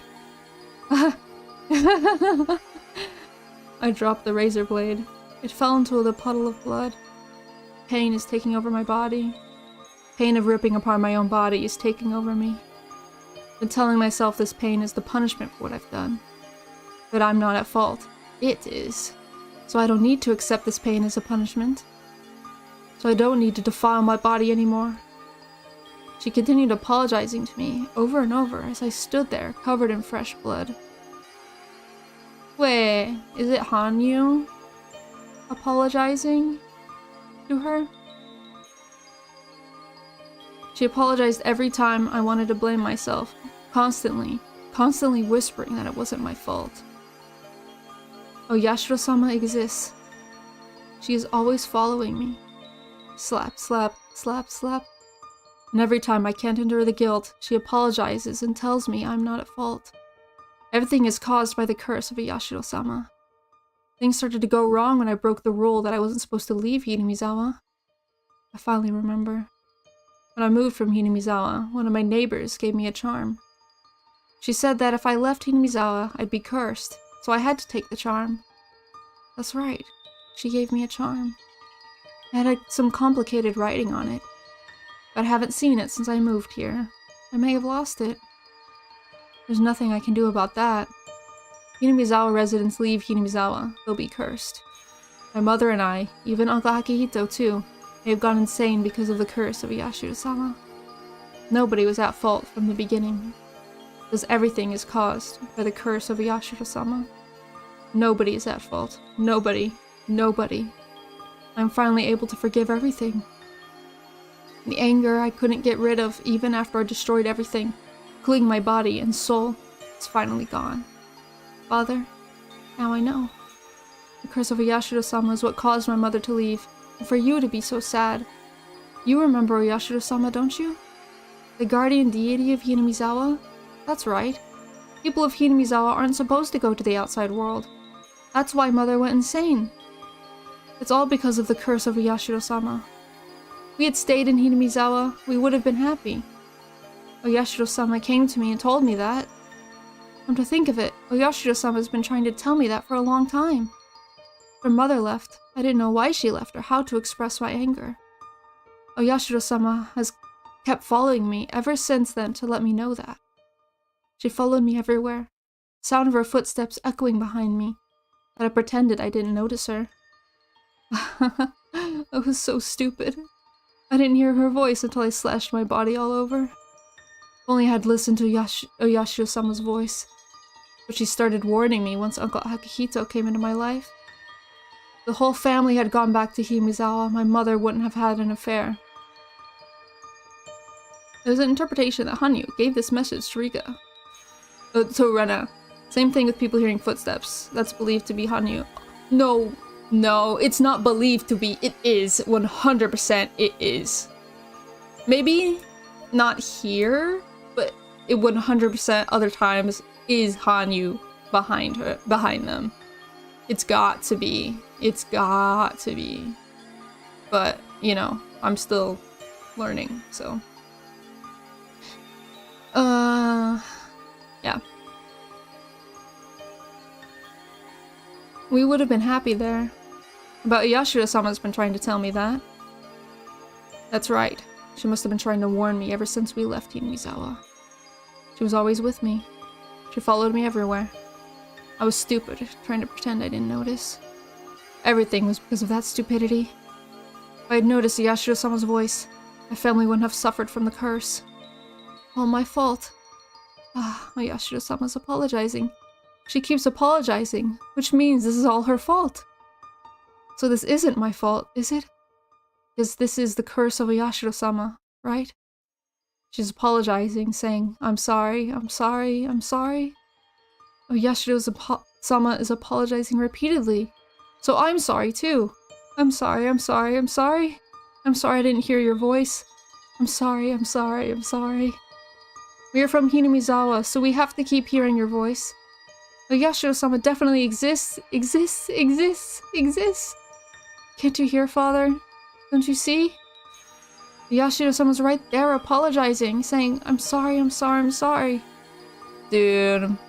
Rena's dad must be like, dude. She's psychotic. That's why you need your stupid red capsules, Rena. Take your medicine. Take your medication, Rena. You're crazy. Oh, Yashiro-sama isn't real.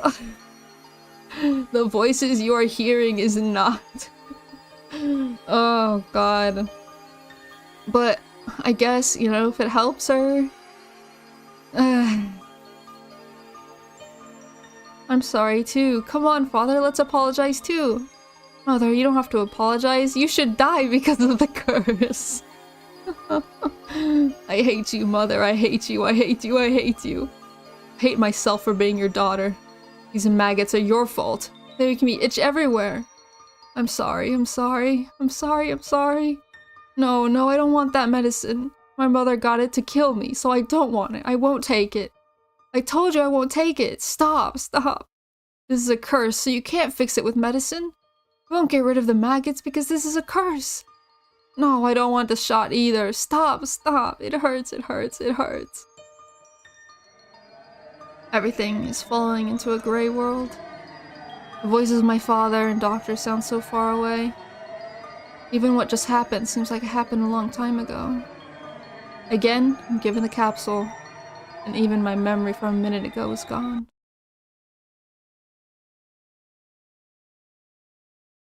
Dude, if she's acting like that, she deserves to be in a mental facility. Like, that is bad. That is really bad. If that's L5, deep L5, I'm surprised that she is not dead. Like, that is unreal that she's still living through that. Like, what caused this?